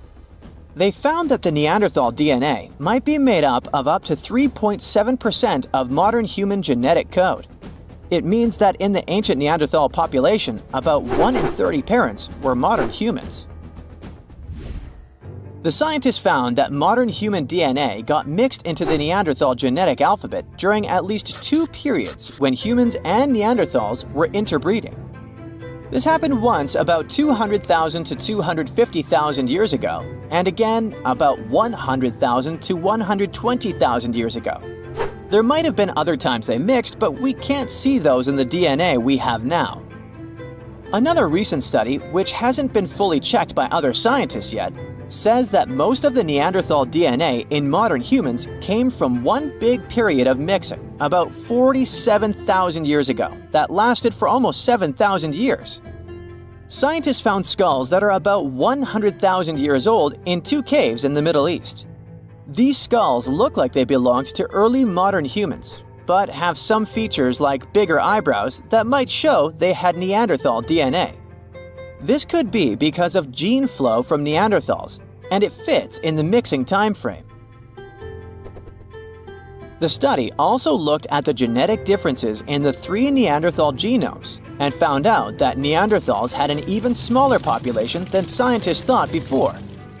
It could be another proof that Neanderthals didn't just go extinct, but became part of the modern human gene pool.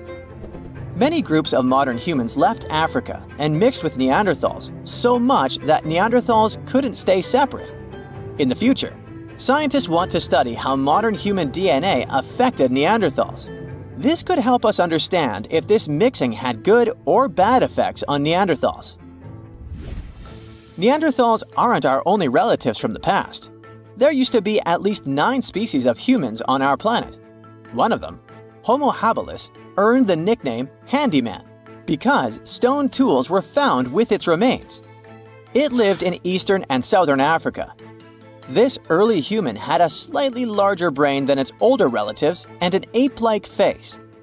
Homo habilis was about 4 feet tall and ate a variety of foods.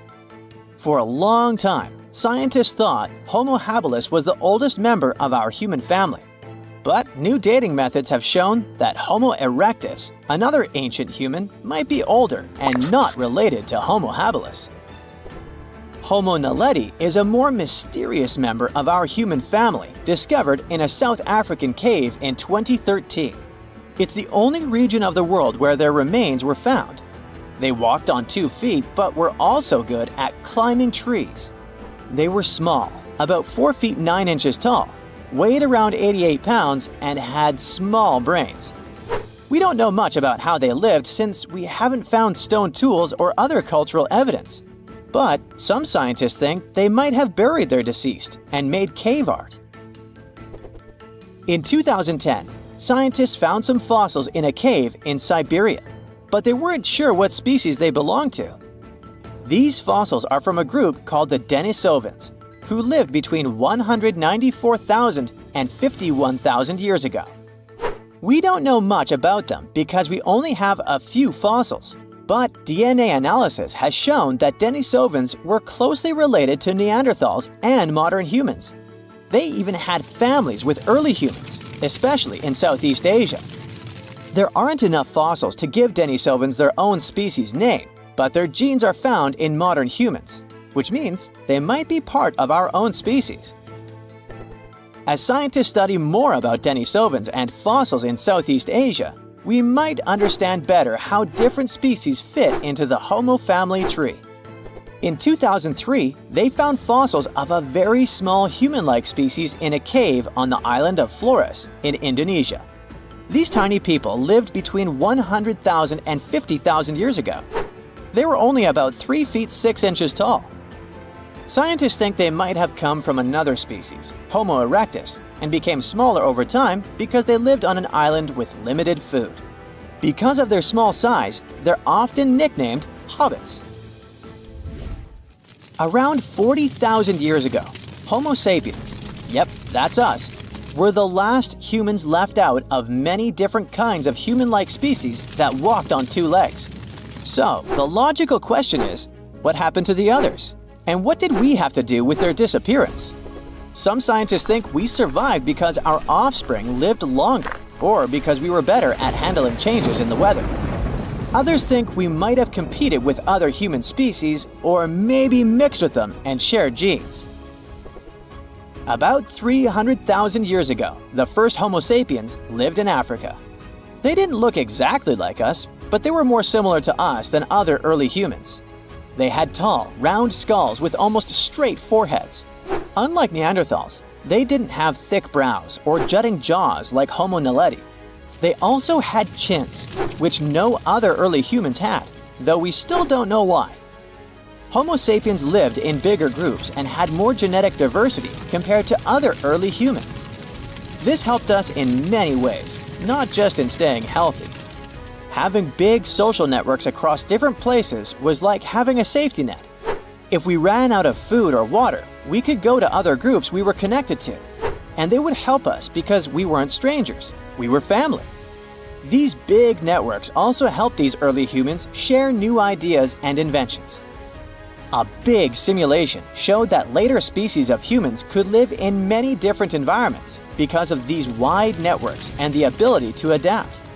We know that Neanderthals were really smart, but Homo sapiens might have been just a little bit smarter. Small inventions like weaving and sewing needles could have given Homo sapiens an edge.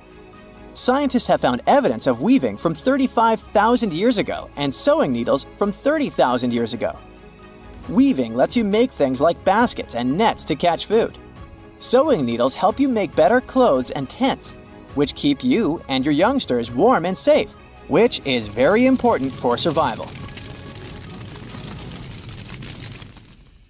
Statistically, 3% of in-hospital amputations performed by skilled surgeons end up in amputation of the wrong limb. But that's what happens in the human world. Ants somehow manage to do that right even without attending a medical school. Researchers have recently made a groundbreaking discovery regarding the medical capabilities of Florida carpenter ants.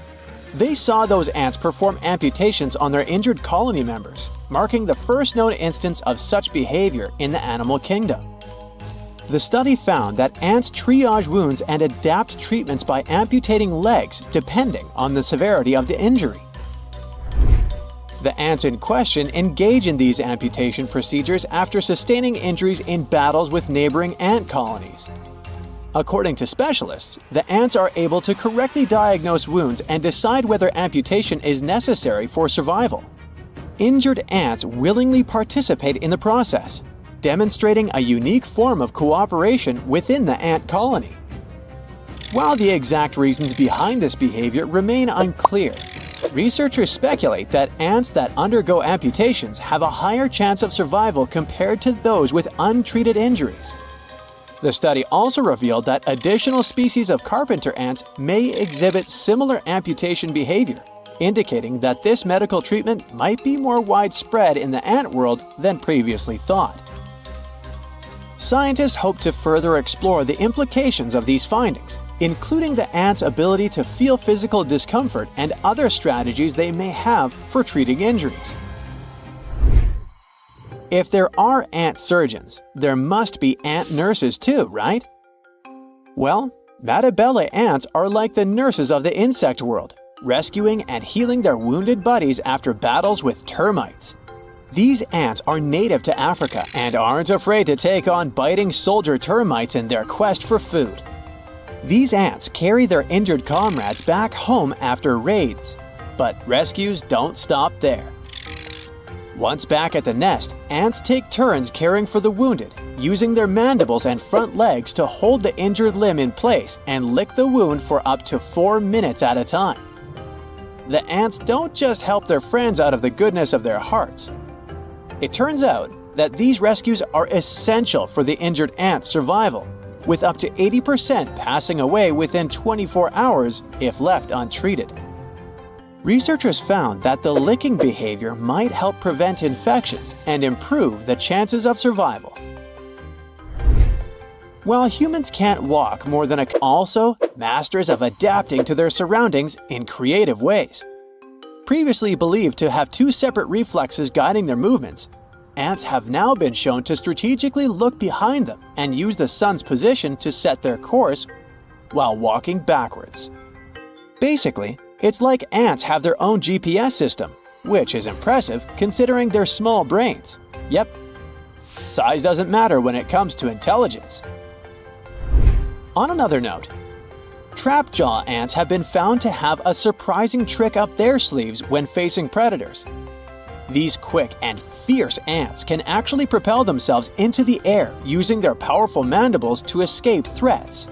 Researchers observed this behavior in trapjaw ants encountering pit-building antlions and found that this unique escape mechanism significantly increased their chances of survival. The friendship between ants and aphids has been a topic of fascination for scientists for ages.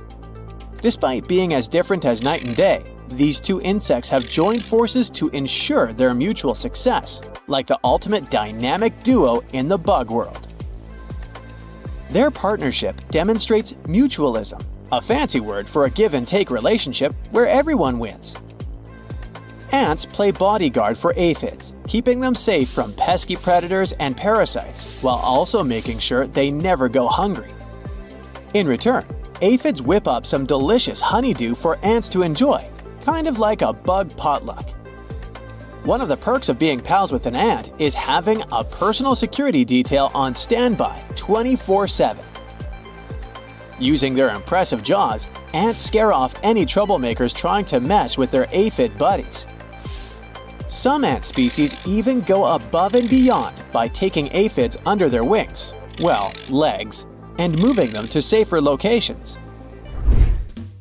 Aphids may not have the best taste in plant meals, but they sure know how to turn it into a yummy treat for their ant friends. By turning plant sugars into honeydew, aphids provide ants with a tasty snack packed with all the energy they need to keep on trucking. Ants will go to great lengths to find their aphid buddies and stock up on this sweet sustenance. Ants and aphids aren't just munching on snacks together, they're master communicators too. Using special chemical signals, ants guide one another to food sources and warn of incoming threats. They even exchange signals with their aphid pals, sometimes giving them a little tickle with their antennae to boost honeydew production. Aphids aren't just sitting back and soaking up the sun, they're proactive members of this bug buddy system. They listen to ants' signals and adjust their feeding habits accordingly, maybe even packing up and moving if ants say it's time for a change of scenery. Ants may not produce honeydew like aphids do, but despite being insects, they can produce milk like all the mammals out there. Who knows, maybe one day we'll get ant milk lattes at Starbucks. Just kidding. So, most researchers thought they knew just about everything there was to know about ants until they decided to take a closer look at their pupae. Scientists have observed ant colonies for over a century, amazed by how ants work together like one big superorganism. But despite all the attention on ants' busy activities, researchers haven't really focused on the pupal stage.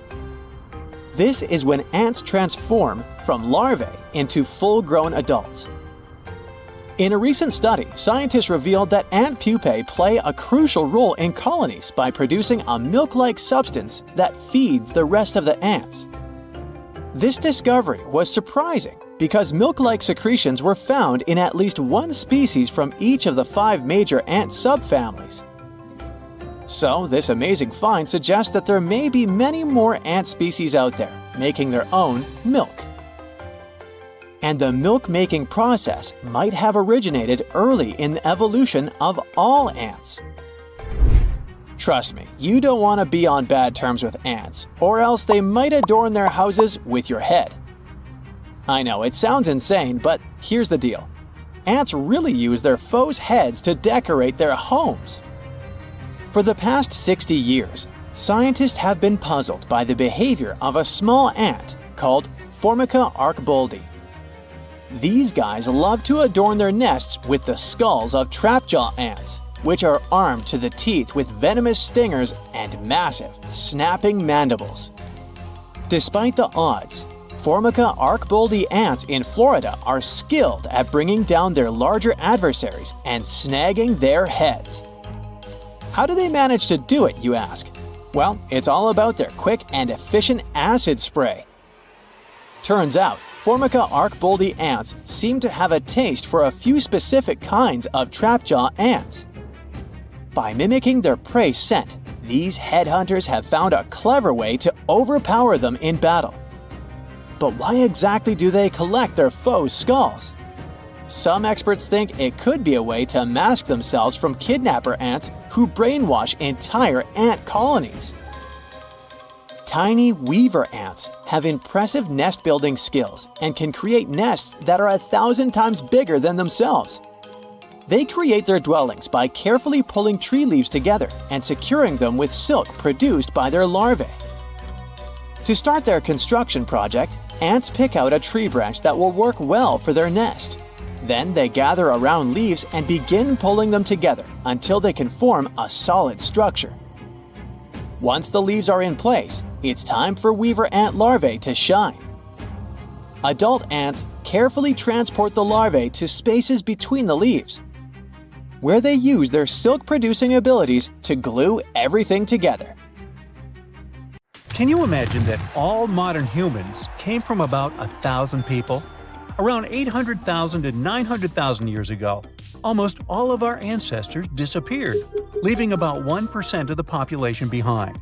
So, what the heck happened? The Earth often goes through glacial cycles, things that we call ice ages. Back in the past, they were pretty mild and happened regularly, about every 41,000 years. The ice ages happened because of the Earth's axis. Our planet is slightly tilted at an angle, which is why its axis isn't straight up. Over thousands of years, this tilt has changed a bit.